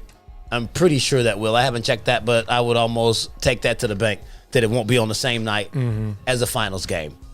So, I mean, that should be really good. I mean, what part of this thing are you looking forward to the most? Brady and Rodgers going at it, whether it's verbally, physically, over social media. I'm just really looking forward to, because what I feel like these golf matches really come down to now is it's just a reach and exposure for the sport. Let's give a lot of credit to these golf players as well, because like golf is a hard sport. Like, shout out to my dad. I know you're watching this show, but when you used to give me golf lessons back on Cascade Road, bro, like those were tough, man. And those were hard lessons to be able to grip and get under my belt. And when you have these professional athletes who, people like to joke, oh, golf is not really a sport. It's a sport you play when you retire. Well, no, not really. There's a lot of really successful golf players, and there's a lot of people that have went down in sports history from being a golfer. I mean, hell, Arnold Palmer, Phil Mickelson, Jack Nicklaus, Nicklaus, however, Tiger Woods. There's a lot of golfers out there who have made a big name for themselves. And when you look at the story behind all of the golfers, it just adds that much more to it, like an NBA or an NFL or Major League Baseball. It just doesn't get that much exposure. And I mean, think about it. You're bringing the current MVP and the greatest football player we've ever seen into the match. You know what I'm saying? Like, yeah, I think it was immaculate with Peyton and Tiger. I think that was really awesome. But either way you look at it, it's going to be a good time. I think it's really just for a lot of content. They're trying to get exposure for the sport. But at the end of the day, it falls on a Tuesday, July 6th.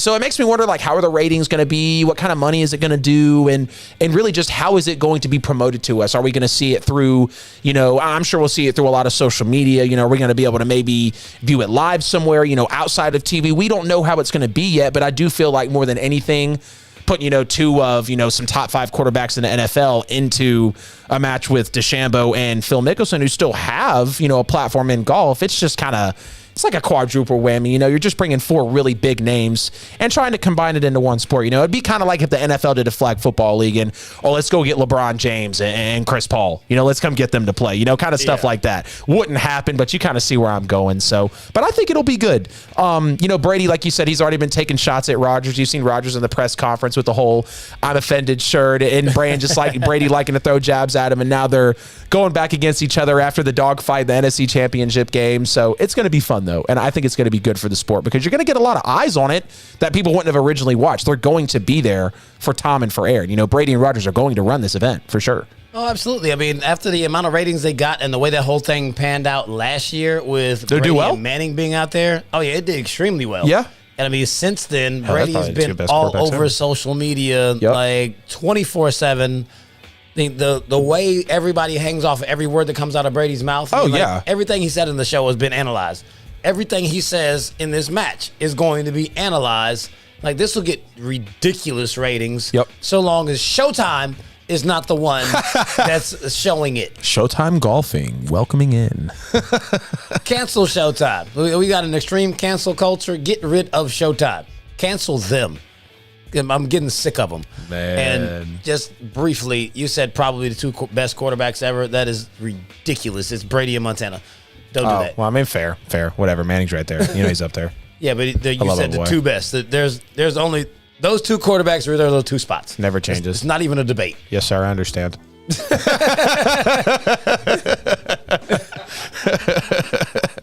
There are people that argue Montana over Brady. There's no one that argues that it's not those two that are in this debate. Yeah. Yeah, I'm there with you, man. All love and respect. Yeah, man. So, I mean, that's our golf lesson for the moment. Right, little golf teeing is off. definitely an extremely difficult sport. I have a hard time doing putt-putt. I mean, Yeah. A whole golf match. Like that. But you be out there at Putt Shack having fun, right? Putt Shack, is that what it's called? Yeah, it's called a putt shack. I don't know why I almost called it Shack Putt. I was like, that is not the name. Oh, I rock with it. It's Let really me play fun. that. Right. Yeah, it looks like a lot of fun, man. I got to Oh, get yeah. up there and check it out. But just to tell you just how difficult it is, Cher beat me the first time we went. The second time we went, Naya beat me, and then we tied. It's not easy Right. at all. I actually shot well the second time, and she still tied me. You be getting people out there that have never swung a golf club. It's like, how the hell are you doing this? Like, how? Yeah. Like, teach me. I'm trying, and I'm falling flat on my face, and you're just out here, just knocking it out there, and here we go. Just going to win. So, whatever, man. They got it easy, I guess, right? Yeah, man, it must be. Man, let us know where we headed after this golf. I told you I was going to give you the wheel, and I kept driving. Let me give it away now. No, it's all good, man. So, the NBA season, we're coming up on these NBA finals, and we've already got a lot of people circulating with these trade proposals. Is Steph going to potentially leave? Clay coming back, Damian Lillard, get Anthony Davis out of town, whatever the case may be.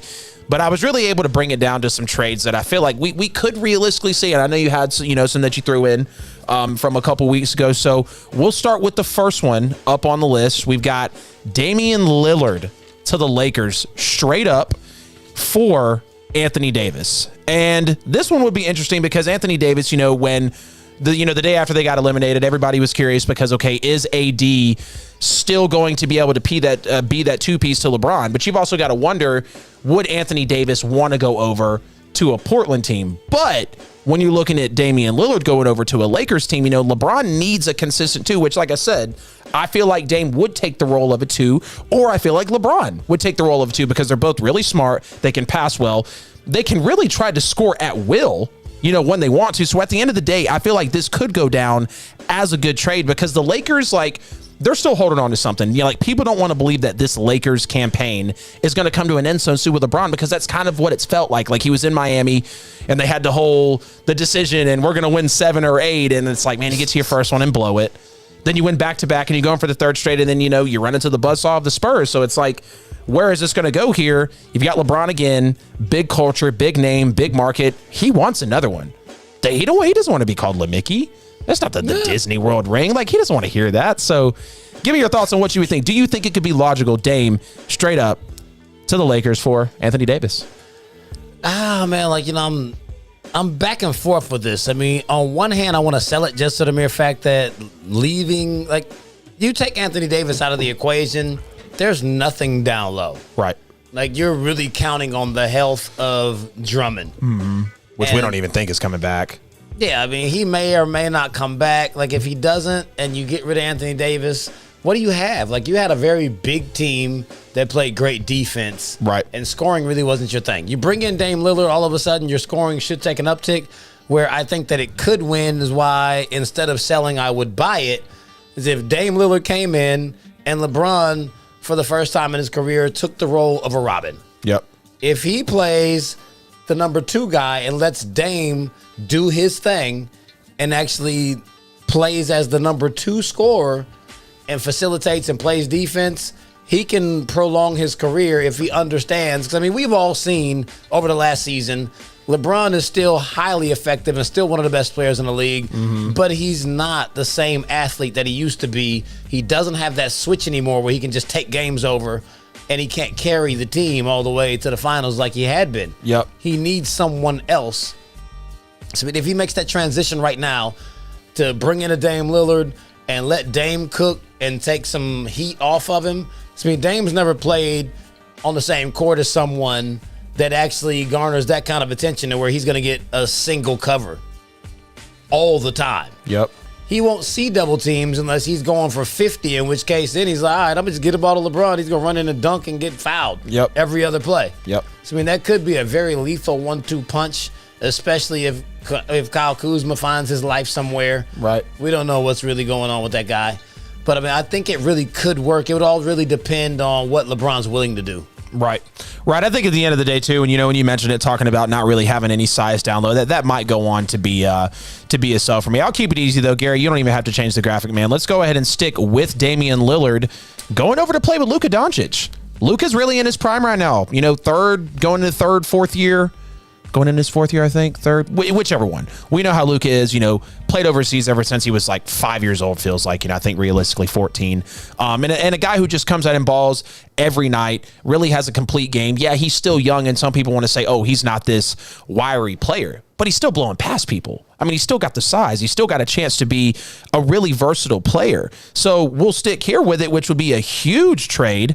Damian Lillard to the Mavericks. Now, you got to give up the house a little bit. You give up Hardaway. You give up Porzingis. And you give up multiple picks as well to get that two next to Luka. And here's why I feel like it would be great. Because Dame being as a small player, they're both great shooters. You would have two of the best shooters in the NBA playing for you. And that's something that Mark Cuban, we know Mark Cuban is a smart guy. He wants to be able to bring that two in for Luka because you have this whole crazy comparison of, Luka and then maybe Dirk. And I don't buy in on that.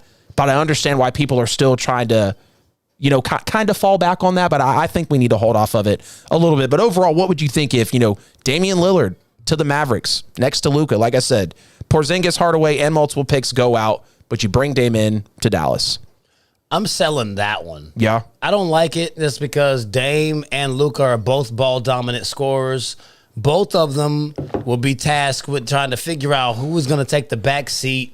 It's like Luka can't be compared. You think that would be an issue?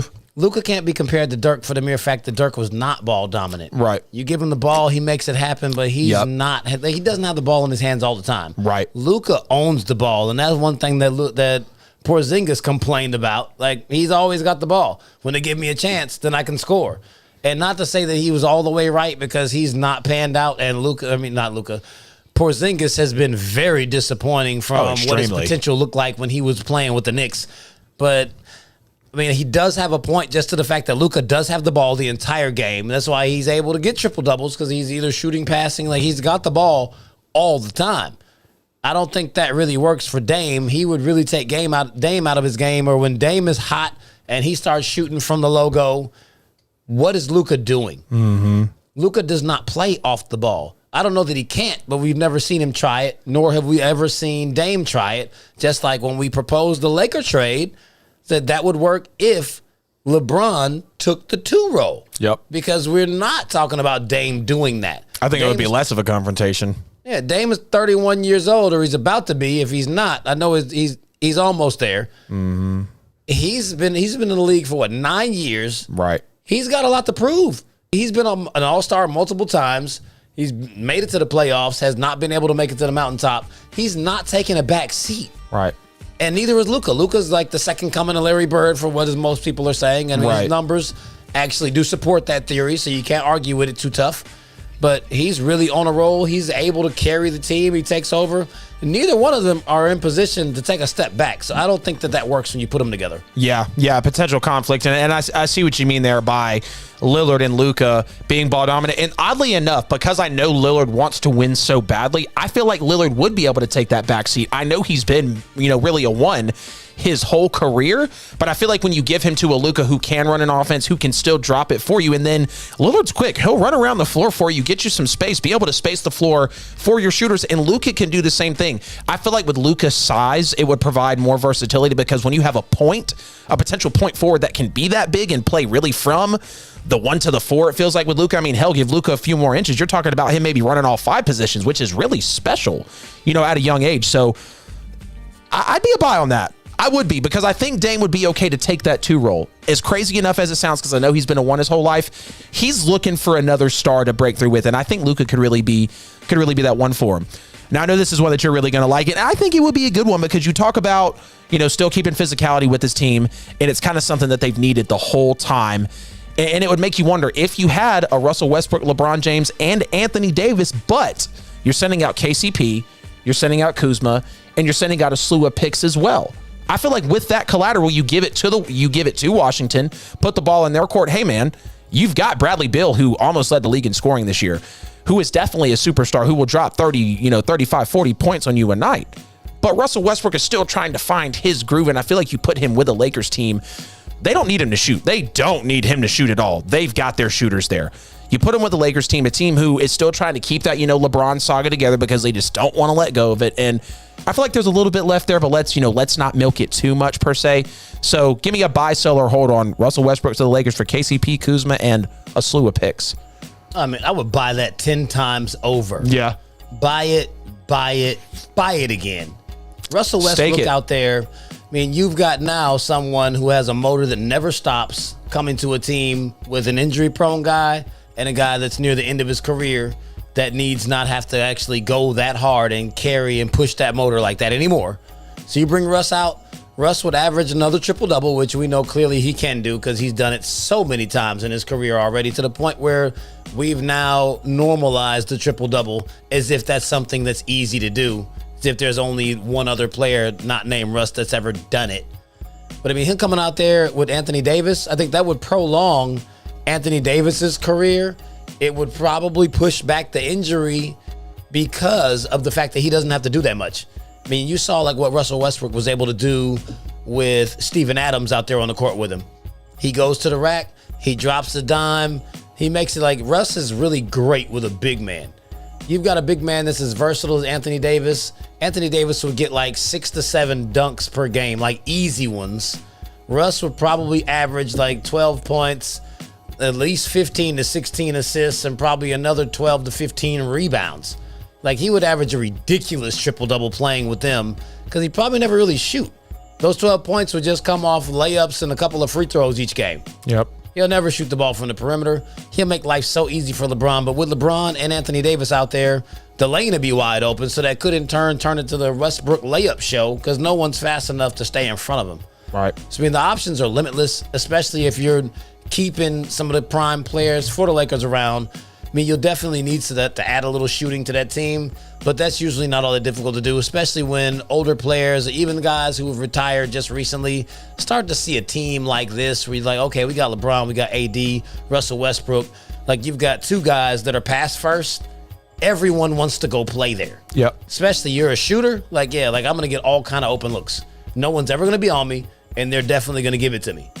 I mean, I think that could definitely work. I buy in that. Yeah, I would buy into it as well because you look at the Lakers, like I said, it gives them someone who takes the pressure off of LeBron having to run the offense because you see his body breaking down. Like, he's still a great player in this league. Like, the knowledge that he brings, and even, I feel like LeBron, even at 70, 80%, is one of those few players in the league to where if he's not, all the way there for you, like physically, he's still going to provide so much with the knowledge and the mental of the game. And you just put a Westbrook into that. You send out a bunch of collateral for Washington to where it almost makes it feel like a deal to where, okay, why wouldn't we take this collateral? Because we know Washington's not going anywhere anytime soon. And yeah, they had a little bit of kick up and, a fight for the play-in, but they still fell short ultimately because that was where they were supposed to be. So we have one there. And then another great trade that we have on here, man. Of course, my notes want to fly away from me here. Why do they always do that?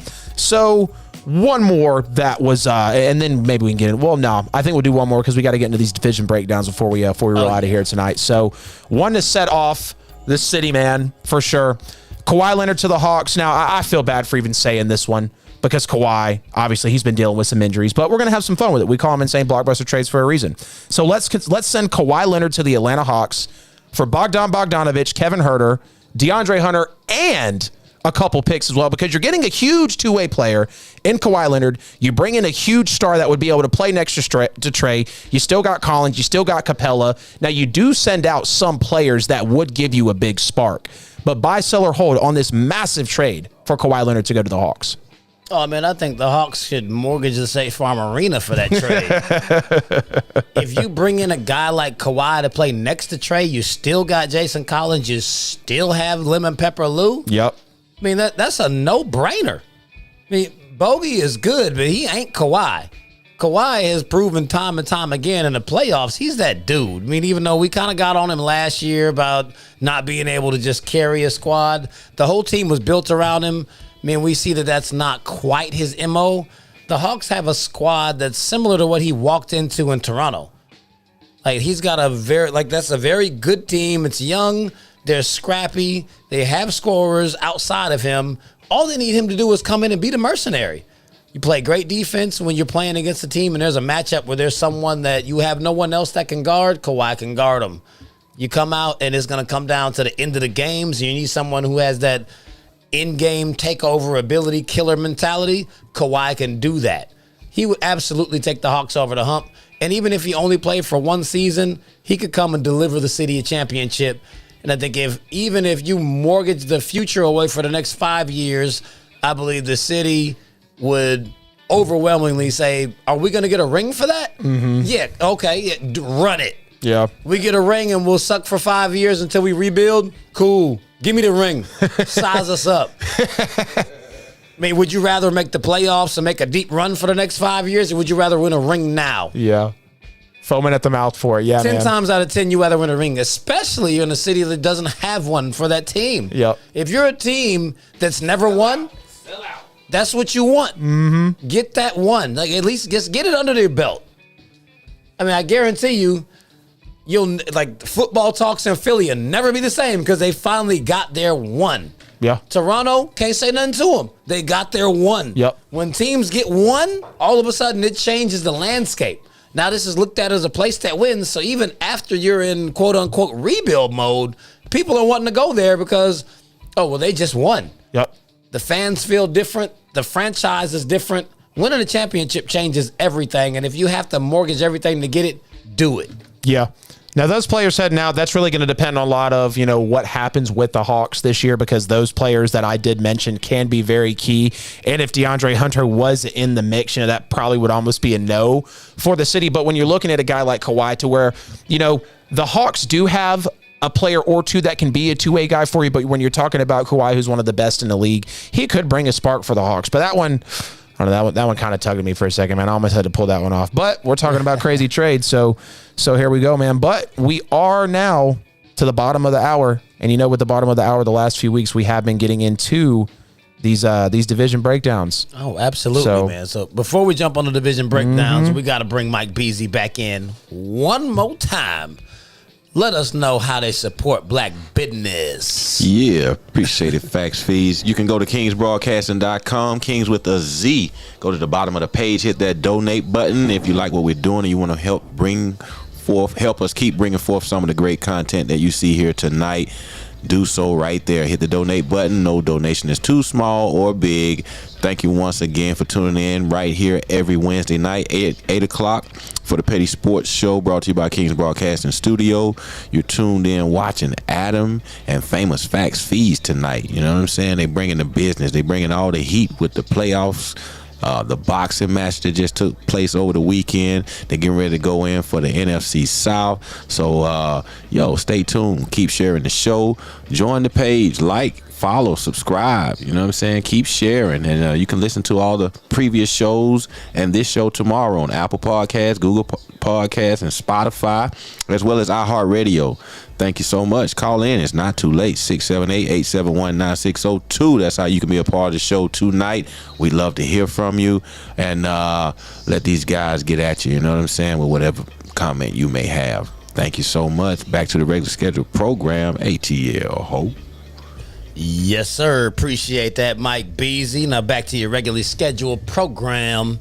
What's popping, Adam? Where we going? Man, so we got the NFC South, breaking it down. We've done it the last few weeks. Now we are down to the final division in the NFC before we roll over to the AFC. You see we got the beautiful graphic there with the teams that we're about to go in on for you guys.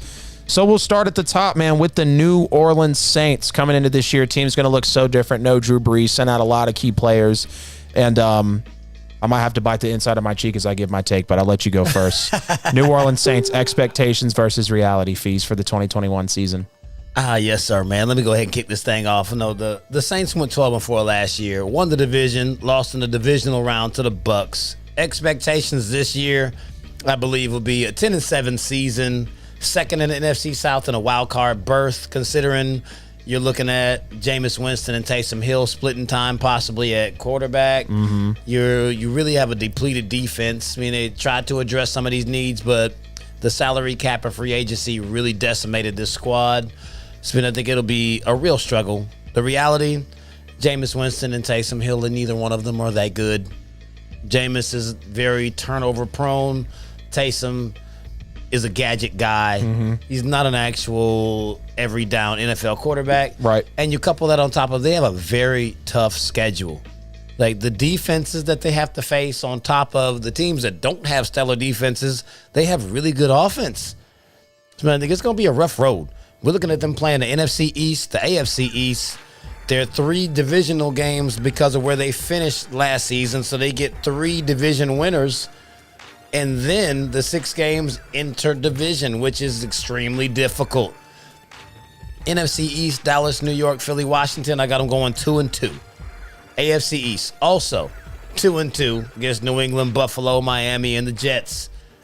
The 3 games that you have because of where you finished, Green Bay, Seattle, Tennessee, 0-3. I can't take them over any of them. Mm-hmm. No, it's tough, but it's like, man, the schedule is rough. Yeah. You got 6 games in your division, Tampa twice, Atlanta twice, Carolina twice. I got the Bucks sweeping. I got them splitting games with Atlanta and Carolina to go 2-4 in the division, 6-11 total record, last place in the division. It's really rough. It's not like they're going to be god-awful terrible, but when we start breaking down who they have to play and what they're bringing out onto the field in that product, I think this will be the worst team that they've had in quite some time. Yeah, absolutely. Especially when you're, after 16 years of Breeze, not having to worry about a starting quarterback. But expectations here, I think the fans expect Jameis Winston to start without question. I'm still kind of on the fence between the two because I am one of the lone guys out there, which, no, I don't think Taysom Hill is an every down NFL quarterback, but I think he's got the raw traits to where if he was coached up by a Sean Payton and by a Saints culture, that he could at least be, I don't know, maybe an 8-9 game guy. Like, you could try to get gadgety with him and Jameis because, look at the disposal. Look at the kind of, recreation they've tried to bring to the NFL. When Ingram and Kamara were tearing it up, that's like every NFL team now has to have 2 backs. Like, there's no question about that, So, they expect Jameis Winston to start. And, me as a fan personally, I expect there to be a rough start to this team season. We lost a lot of key players, a Janoris Jenkins, a Jared Cook, and Emmanuel Sanders.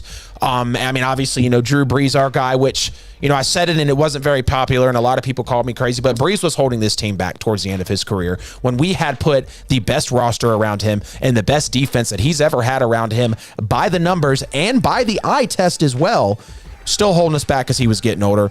And then at the very end, I really expect the front office to have gotten it right with the boneheaded picks that I feel like we put out there with Peyton Turner. Y'all saw me standing here. I was like, who? We were already off the air. Like, I know you're all saying, man, I wish we were still on camera. And I was like, dude, I looked dumbfounded that. And I was like, who the hell is Peyton Turner?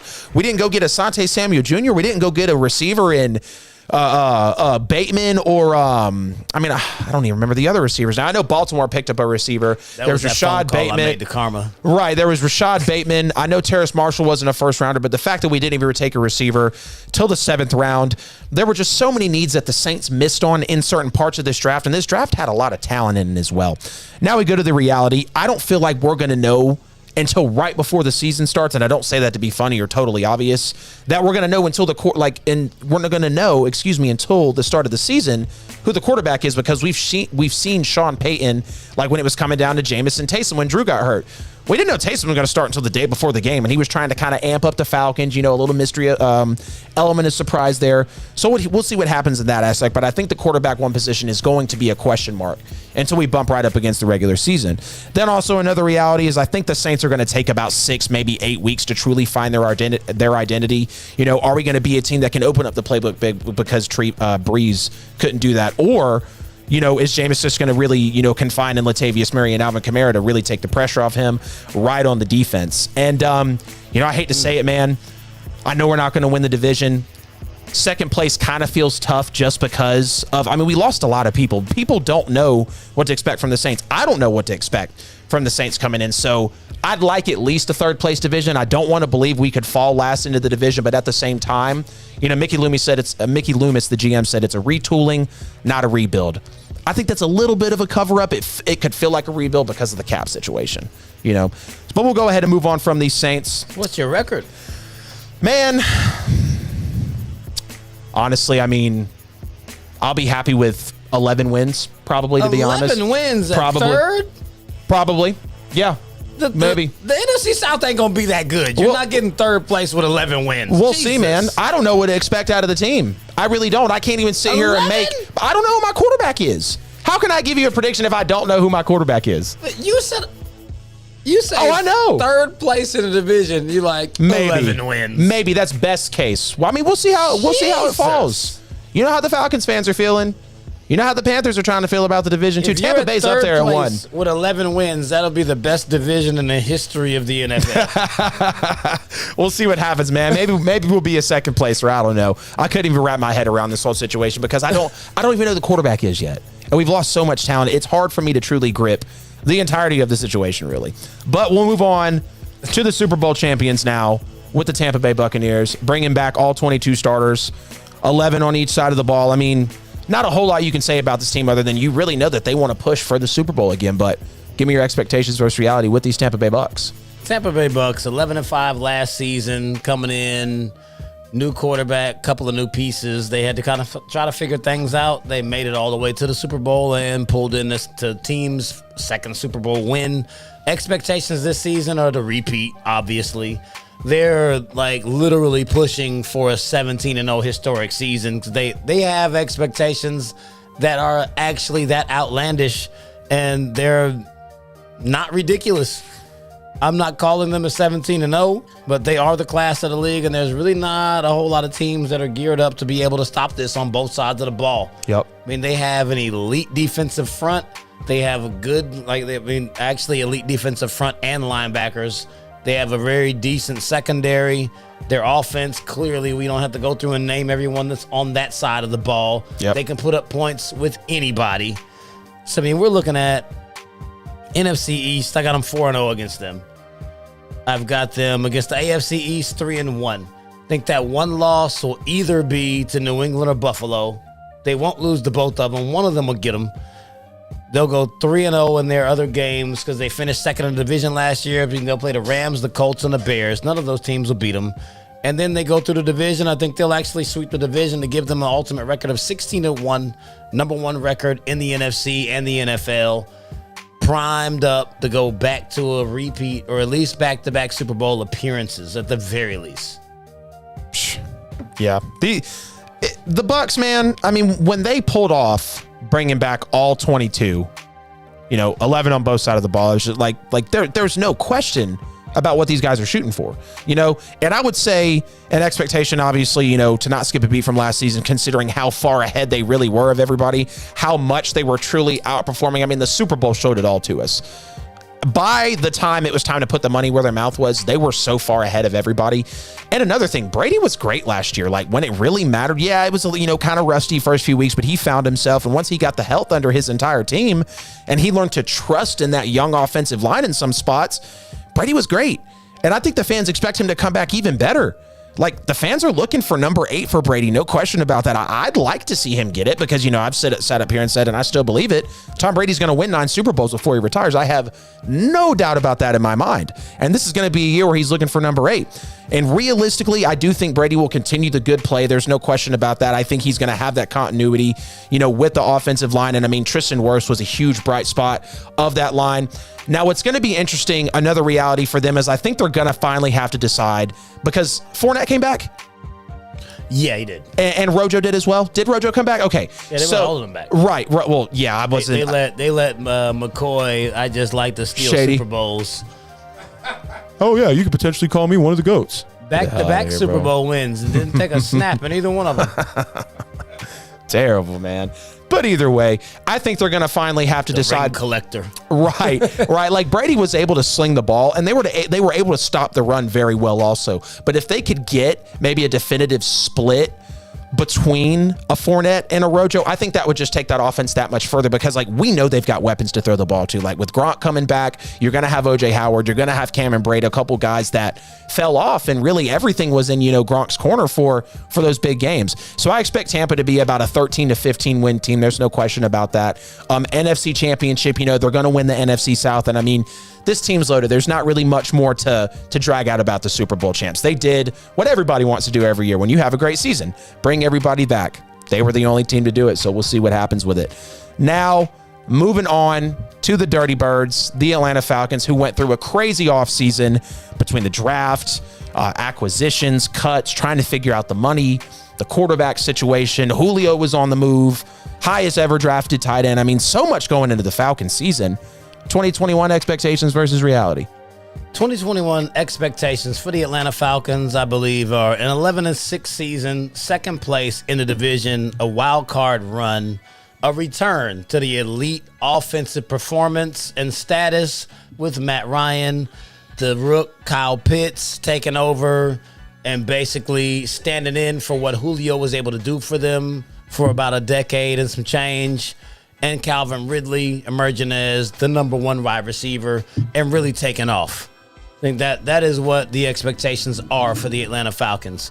The reality, the defense is still a project. They're still going to give up a lot of points. They tried to address a lot in the draft, but relying on rookies to turn your team around in one season is not realistic on any level.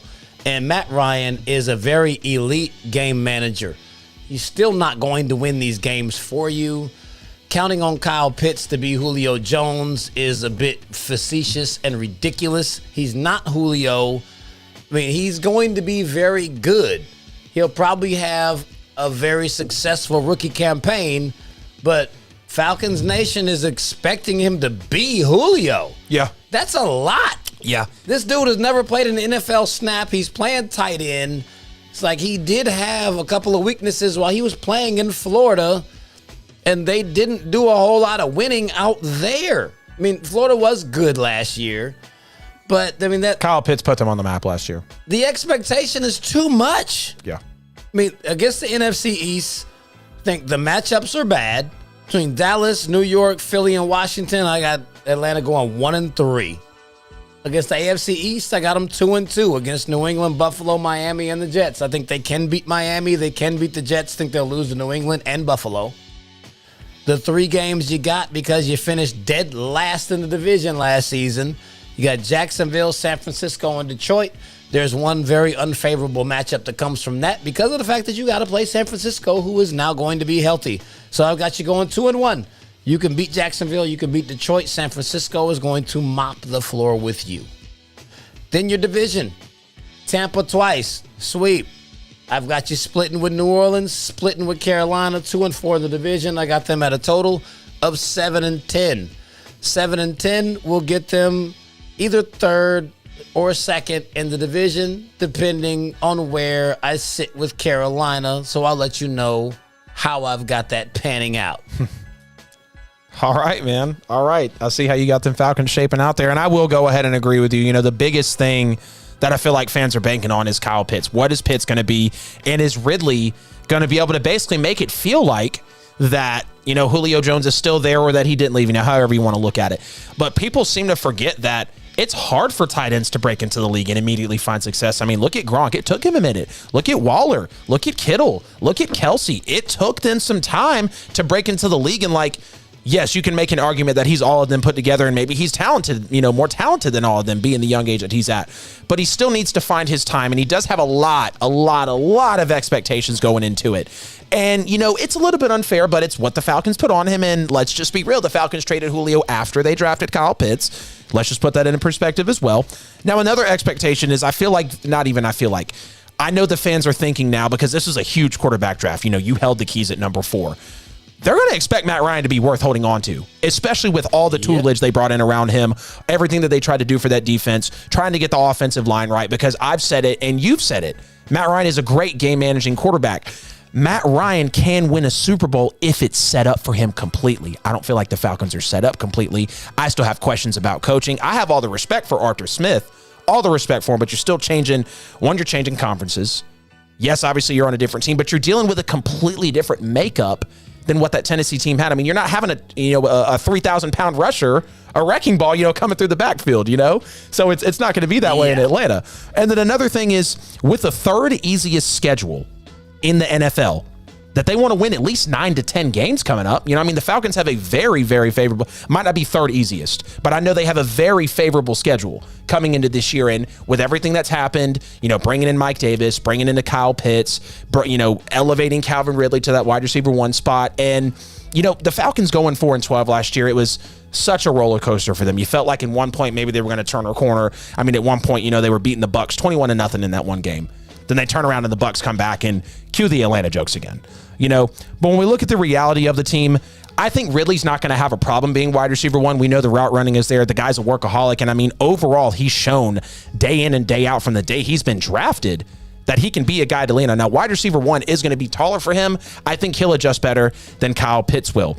Then you look at Matt Ryan as well. I think we're going to see the same Matt Ryan overall. I think we're going to see, your maybe 25, 30 touchdown guy, probably going to have, 4,000, 4,200 yards, whatever the case may be. Extra game in here now, so, who knows? Maybe Matt Ryan's a 5,000-yard passer this year. We're not sure about that. But also, reality is the defense. What is the defense going to be? It's still a question mark. And, yes, you did get some picks to help that defense, but at the end of the day, we saw what they were last year with the passing defense. If the Seahawks did not exist last year, the Falcons would have had the worst passing defense. We saw Simmons get picked on. We saw plenty of players on that Falcons defense go through it time and time again, and that's what lost them a lot of games. So the Falcons overall, I'm probably going to have to go with you, probably about a 7-win team. Now, they're expecting to win about 9 or 10, but overall, the coaching is still a question mark to me, so we'll see how it plays out. And as far as the division goes,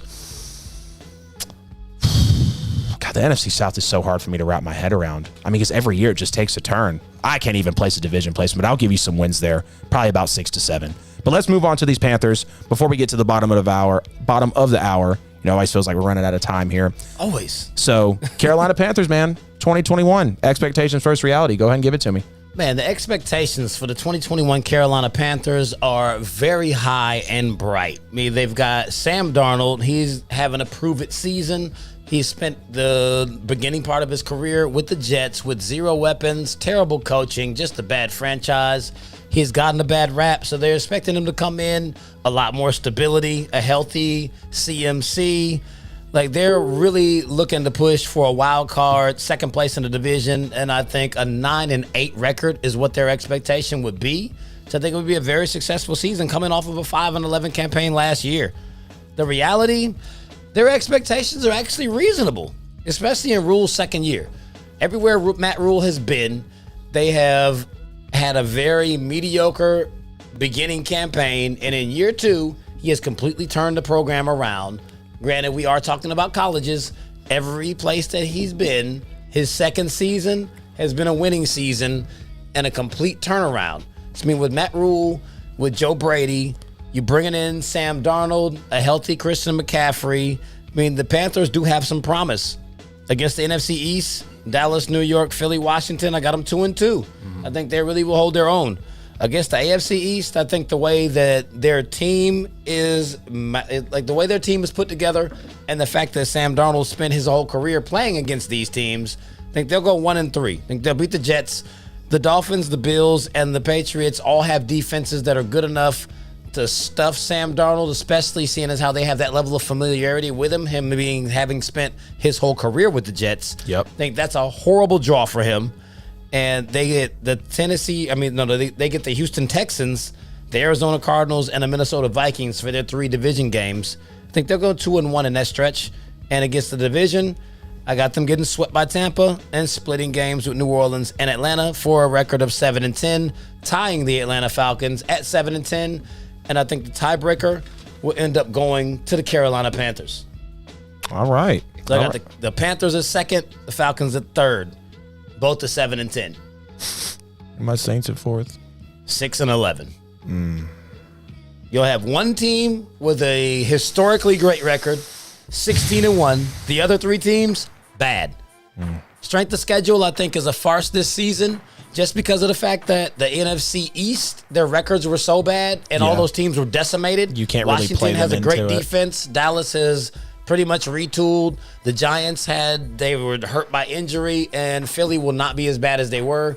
So the strength of schedule, I can throw it out the window. Right, because it's almost like you can't, account for them when you play into it. It's just based off of records. Right.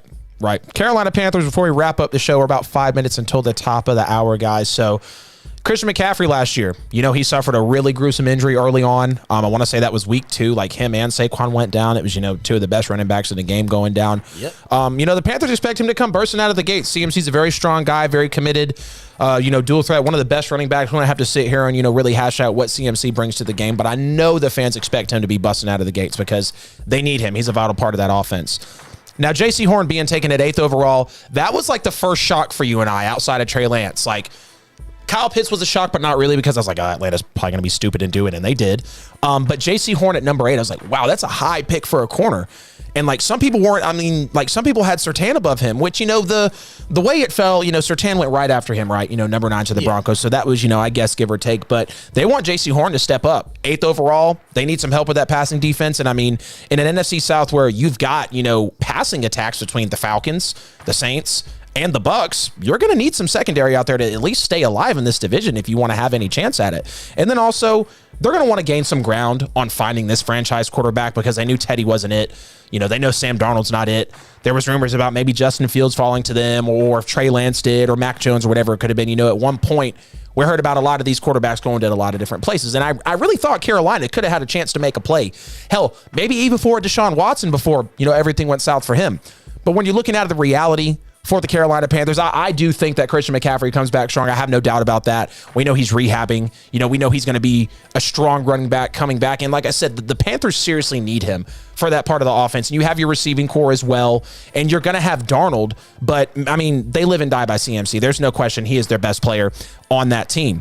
Now, I think Sam Darnold is going to be wildly inconsistent with the Panthers this year, kind of like he was with the Jets. And, crazy enough, he does have what feels like a coaching upgrade, and I would say a defensive upgrade. And obviously, it's upgrades in every aspect for Sam Darnold. Look where he's coming from with the New York Jets. But you do still have Matt Rule as a second-year head coach. And you're going to wonder, how is he going to fit into that scheme? Because we did hear some people say there kind of were similarities between that Carolina team and between the New York team. But to me, they're pretty damn opposite once you take a look into it.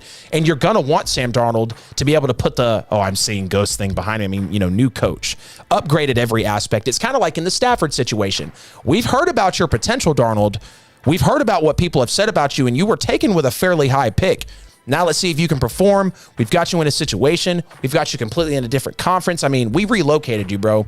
We're putting it at your disposal, so we'll see what happens with it. But the Panthers as well, more than likely a 4th-place team, because when you look at the talent of them compared to everyone else, and the coaching with them as well does concern me. So we'll see at the end of the day what happens with this Carolina Panthers team. But we're at the top of the hour, man.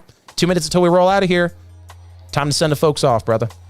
Yes, sir, man. The time always just runs away so fast, it man. Does. I love being in here every week. Love talking to y'all, Petty Nation. I see my man Wesley just been talking. We might just come out next week and go with the AFC South. I know you've been waiting on it. We are going to the AFC, so we might just bring that home just for you. Jamila, you can wait. We're going to come to your Steelers in a minute. It's all G. So, hey, as always, I appreciate y'all. Make sure you like, share, support the show. Let everybody know what it is. Y'all know how to find me. It's your boy Famous Facts Fees. You can find me on Facebook, Instagram, Twitter, TikTok, everywhere that you can look anybody up. That's where you find me. It's all famous fees. You can even hit me there on the Cash App. Y'all never do, but y'all can. But hey, I appreciate y'all, man. Much love. We'll be back next week. Peace. You already know, guys. Appreciate y'all tuning in. Loaded show. Going through the divisions as always. NBA playoffs continues to kick it up. Suns and Clippers are going on right now. But hey, appreciate y'all. Keep up the engagement, please. It's been great on YouTube. If you don't do anything else, just subscribe on YouTube. Tune in for the lives. Comment and like the videos. We appreciate y'all, and we'll see y'all next week. Petty Sports is out, baby.